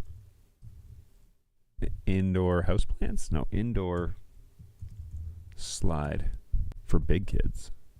Yeah. These are all teeny tiny slides. I think I'm going to have to... Whoa. Rotating molding playground accessories. $7,000. Save $7 when you spend $49. This is a dragon? How cool is that thing? Oh, but it's just the slide. How tall is it? Sorry, let me show you what. So it's clear. That's so funny. How tall? It doesn't actually say how tall it is. It's just random info. View more information. Transparent for all ages. It has no information about its height. You would think that that would be a pretty crucial piece of... Oh, and shipping is only $1,500. How convenient. Yeah, you would think that the height of the slide would be mentioned first, right? Because that's going to be fundamental, unless you're just building your house around the slide or your playground around the slide. That seems kind of important. Hey, I'm full of highly impractical ideas. You must be an AV technician. Every time he's had success. All right. Oh yeah, one kid slacklining as the other one zips. Fast footwork. Slacklining on the top of the zip line. That's a real plan. That's the real plan. Yeah, I think we've taken this a little too far, guys. I was just looking for a slide. Yeah, the slides that are on here are either $200 or $20,000. Stair slides. Could just get a slide for the stairs. Right? I've seen these things before. I don't think I trust them to ride on them, but I've seen them. Okay, go ahead and allow things that this website's spam. Yeah, I've seen these before, where you like stack them on the stairs and slide down. How many children's stair slide install free indoor household corridor anti-slip thickening? How many? How many come in a pack? No mention of how many. Per? Is it just one? This is very confusing. It must just be for one.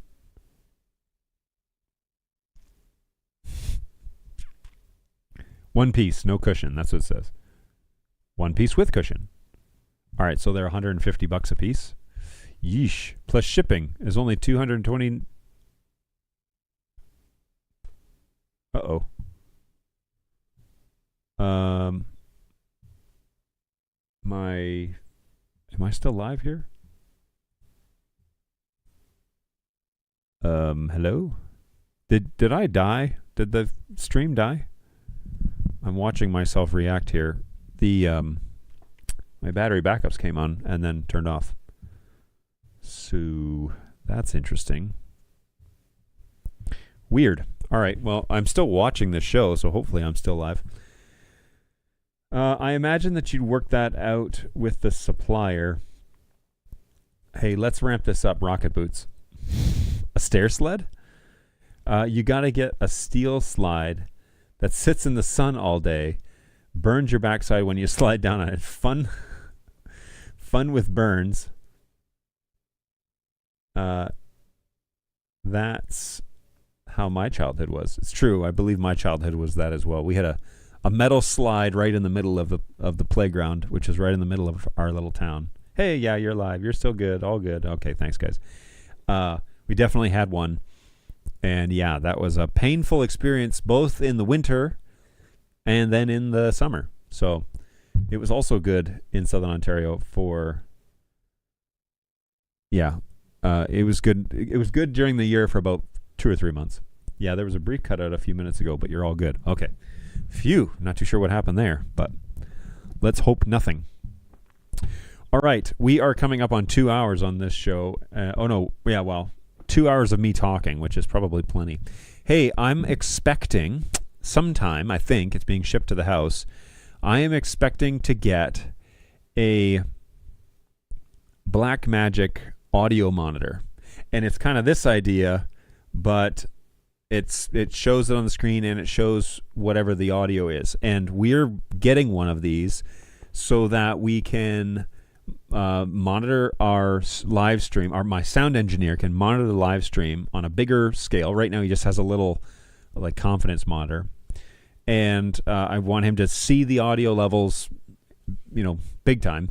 And you can also preview there's a little monitor on it that previews the program as well. So we are going to set him up with that, but I think it's being shipped here because he's traveling. And if it shows up at my house, the next week I'm going to do a product review of it. So I don't know many people who have one, and I don't know many people who use one, and I'm very interested in knowing what the scale is, how it sets up. I don't have an SDI source in here, so we'll just have to unbox it and take a look at it, but it's going to be pretty cool to have that. I hope it's here. Yes, those are the day 2 or 3 non-consecutive months. Yeah, it's true.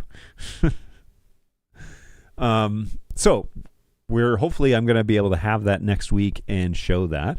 In the meantime, I'm going to get working on the garage. I've got a little bit of time to do that. And I need to make sure everything's all set up for Sunday, which is automated to go off live. But, I'm still here, so I'm going to be moderating chat and doing a bunch of things. So that'll be good. And looking forward to some new gear showing up and maybe upgrading some systems. So I used the old version of that audio monitor at a previous job. And how was it?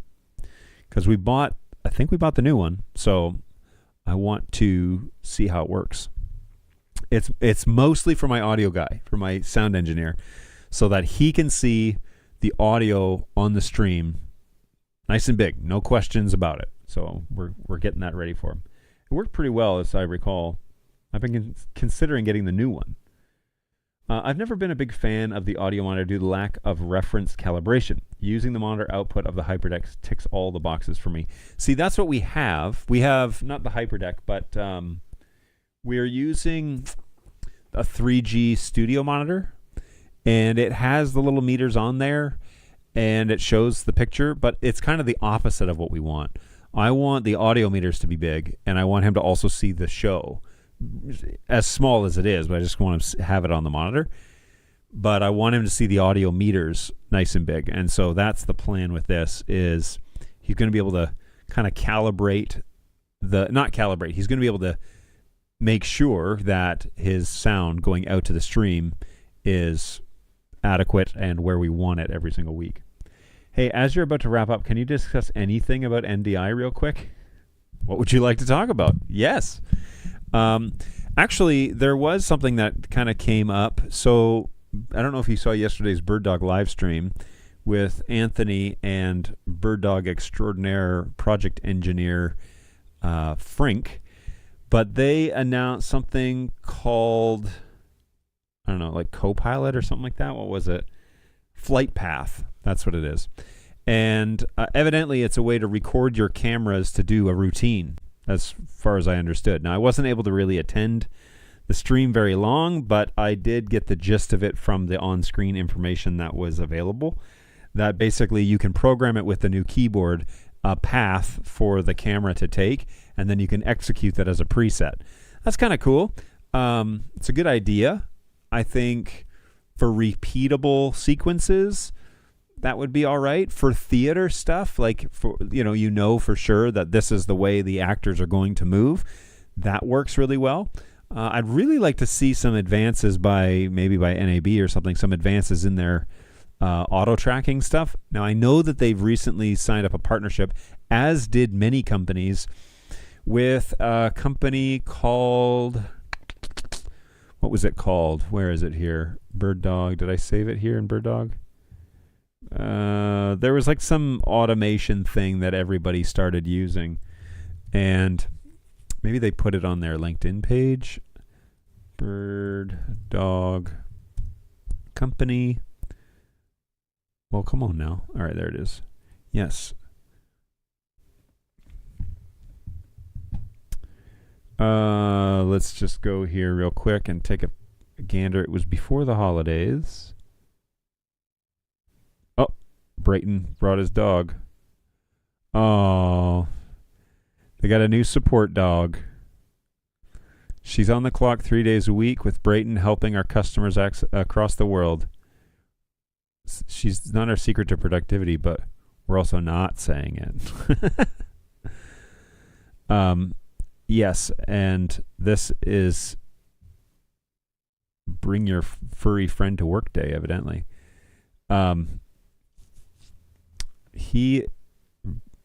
Brayton is now back upstairs. He had a big system downstairs before I left, and then they moved him back up. Let's keep going here, because it was right around this time they announced this partnership, as did with like many.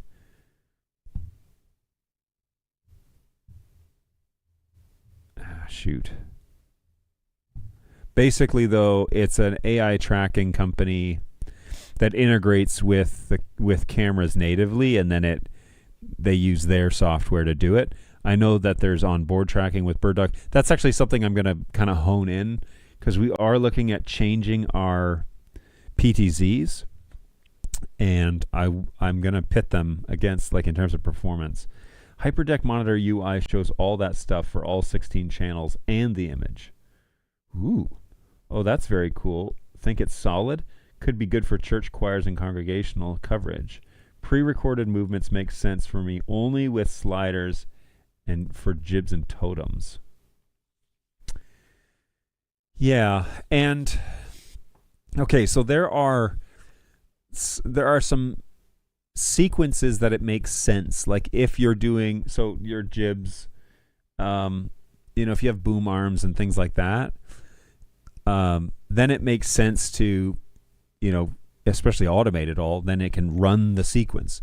The issue with live production and repeating paths is that it starts to look familiar, like people start recognizing that, and it doesn't look...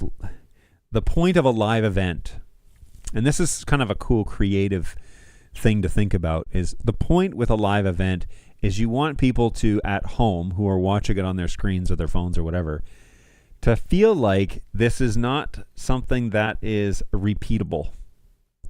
A repeatable action, an automated repeatable action, is for a production that is repeatable, and that's why I bring up the theater thing. Perhaps...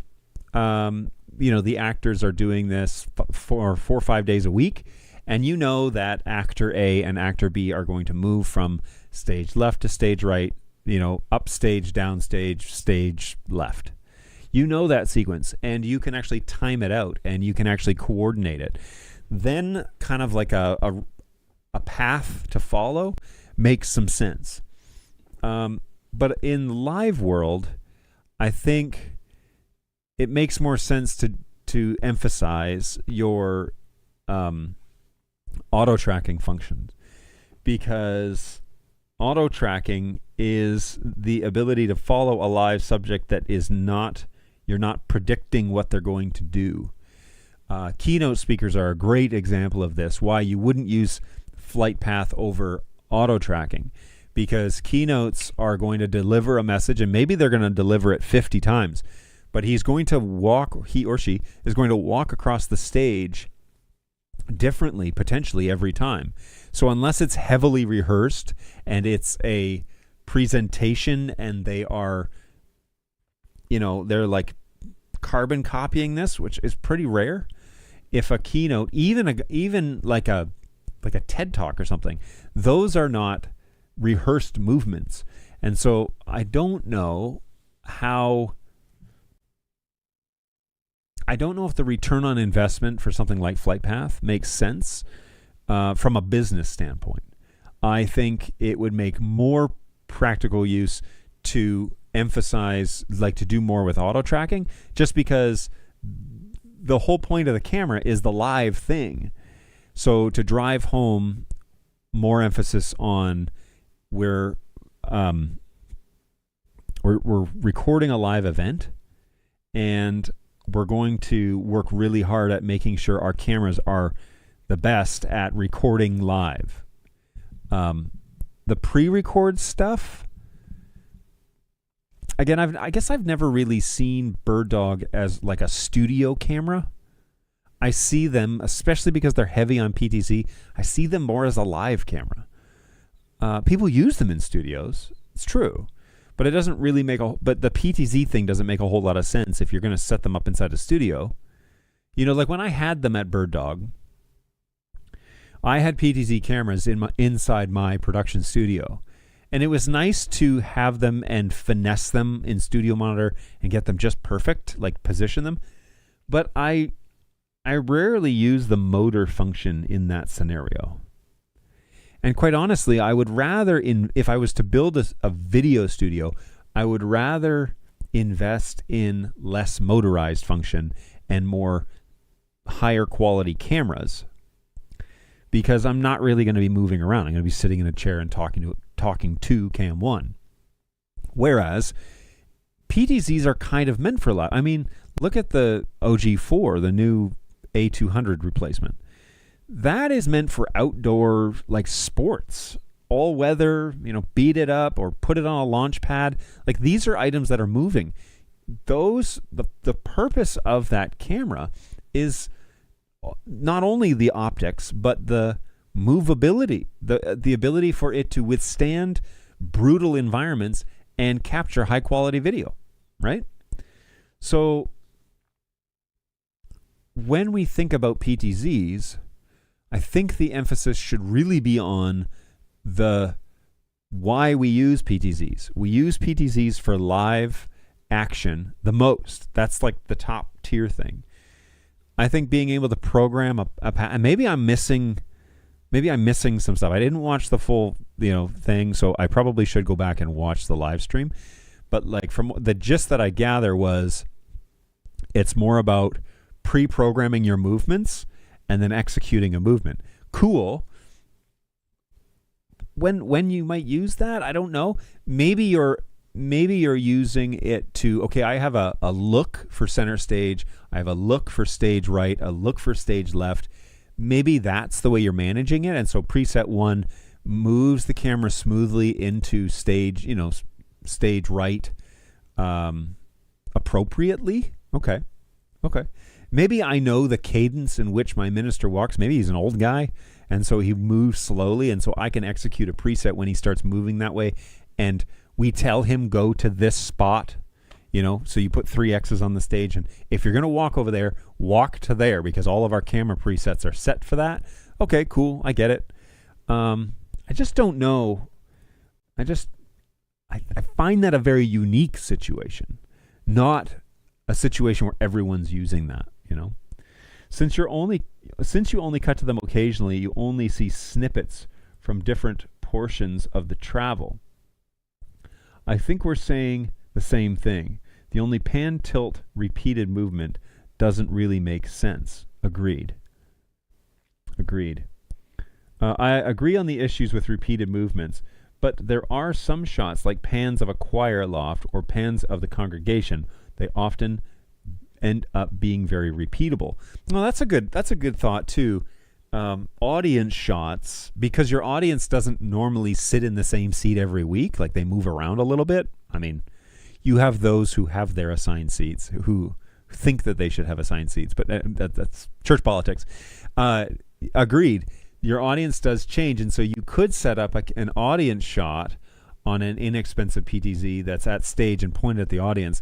What I have found is that the audience really doesn't like cameras being on them. So unless you're doing like a wide shot and it's kind of a broad thing, or you're doing like a conference where people know there's going to be audience shots. But I do find that crosses with your home congregation. There might be some concerns about that. If I can set a camera on a flight path and set up a second camera while the first one does that movement, that's a big win, especially when I'm running the booth solo. Yeah. Okay. So excellent point is that, yes, you could automate the first movement.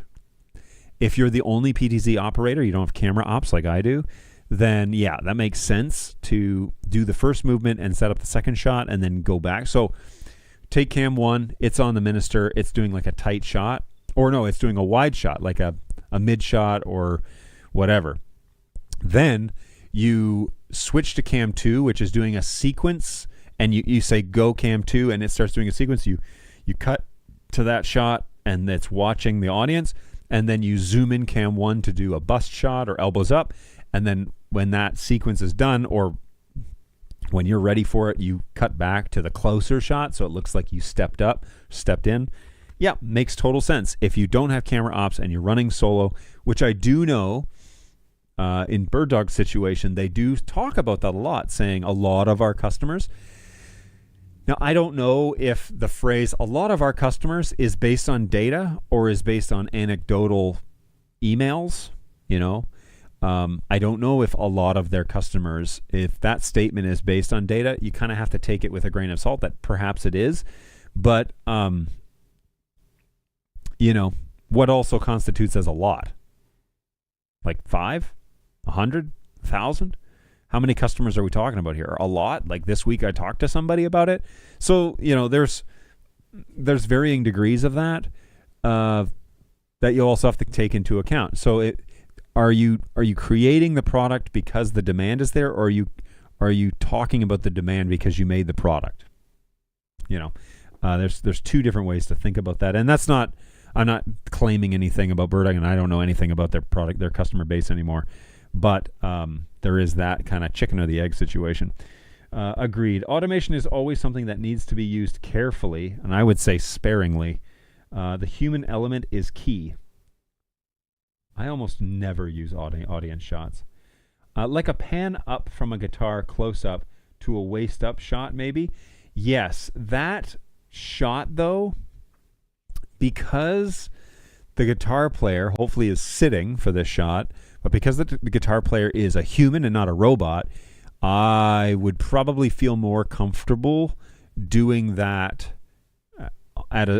manually. Because on the off chance that the guy decides to shift if you're doing a tight guitar shot with a focus on the guitar, and typically you focus on the strings or his hands, if you're going from that shot to pulling back and showing like a sitting guitar player, there's too many variables there, I think, to not do that to do that shot manually from a manned camera or a PTZ joystick. So perhaps, I could see it. Maybe it's not as big of a movement, more like a subtle pullback. Maybe, yeah. But here I'm trying to justify it, right? Like the use case is not extremely obvious to me. And so it's curious then how widely used this function will be. Or based on who they choose to target as their audience. There's the old saying, you don't get to choose your customers or your family for that matter, but you do get to choose your friends. So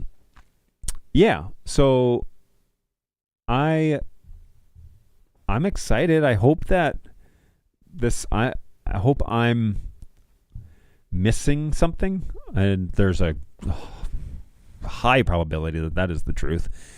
But they've got flight path now, and that's, it's kind of a That's pretty neat. Pretty neat set of features. I don't think that they need to keep saying episode 23, 24, 25.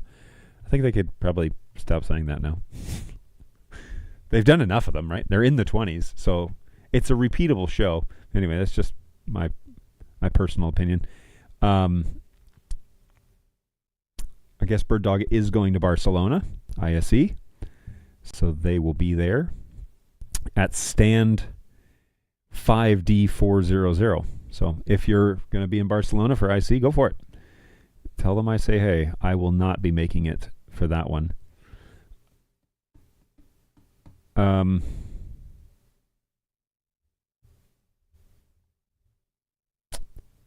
Anyway. Oh, Keycode Media did an article. Well, all right, we're getting off track here. All right, well, anyway, one of these shows, probably not, or maybe the next one, I need to go down my list of things that we're looking for at NAB, and I need to hear from you guys of what I need to be conscious of while I'm there. Because although it's in April, we're actually already halfway through January. Christmas was 3 weeks ago, more than 3 weeks ago, and a lot has happened between now and then, but we're already halfway through the first month of 2026. So time is a-moving. And that means the beginning of April will be upon us, and I will need to be making final preparations for that trip. So we probably need to start talking about it at some point. And I have a list of things that I already want to see, and I'll go down that list with you. future projects that we have kind of up and coming. But I need to know what you guys are thinking about what's coming up at NAB and what I should keep my eyes open for. And if you want me to make any videos while I'm there, I might just do that because I have the means and I have the desire. So let's do that. Let's make some videos, and that'll be a lot of fun. I'll put them up on my channel. So let me know what you're thinking about, if you have any interest in that. And you don't get to pick your friend's nose. That's disgusting. Alrighty. And on that note, I think we're out of ideas. Lent and Easter happened before NAB this year. Yikes. Oh, yeah. So there's going to be thankfully, the congregation I work for doesn't do a huge emphasis on Lent and Easter. We do something for Easter because that's a pretty important one. But we don't do a whole ramp up to it, and so it's usually just the single service, and our format doesn't change. It's just the topic of the sermon is usually on point. So we will be doing I think we're doing a short series working into it. The series we're in right now ends in March. So the first week of March, I think is the last day of that. So yeah, we won't have a very big ramp up to Lent and Easter. And again, we don't do like a whole bunch of specific like staging and yada yada yada. It's just pretty straightforward, which is really nice. Hey, have a great day, everyone. I've got a meeting in a few minutes. Adios. Thanks for coming by, and let me know how things go this week. We'll be back next week, hopefully with something to talk about. Watch my channel for whatever. It'll be probably like Tuesday or Wednesday by the time I figure out exactly what we're going to talk about. But it'll either be about the Blackmagic audio monitor, or it will be about expectations for NAB and things that I'm hoping to see this year. I've had discussions with my coworker, so we're kind of on the same page, and I have a big, giant, long laundry list of things that I want to try and find. So here we go. It'll be great. And thanks for coming along, everybody. It was fun to have a chat with you. Thanks for hanging out. Be sure to like the live stream and also subscribe if you haven't done so. You can also check me out over at Keystone AV Networks on YouTube and on LinkedIn. Follow along for more information. That's my little company that I have. I do network installs, NDI, Dante, all sorts of things. So come and hang out over at Keystone AV Networks. It looks something like this, and I would be thrilled if you would follow me along. I actually recently got business cards. So they're just blank on the back because that one's totally blank. There's blank on the back because the front is, let me fade over here. The front is QR code with some of my information. And that QR code adds my contact information to your phone. So I don't even have to give these out. If you don't want to carry it around, if I see you at NAB or something like that, I could just say, hey, scan that QR code. You scan it with your phone, and it adds my contact information to your phone. So then you don't even have to carry this thing around. You're welcome to have it, though. And I will have them at NAB while I'm chatting with people. But I want to give some out to some folks that have been helpful. And the other thing I was going to ask was, are you going to NAB?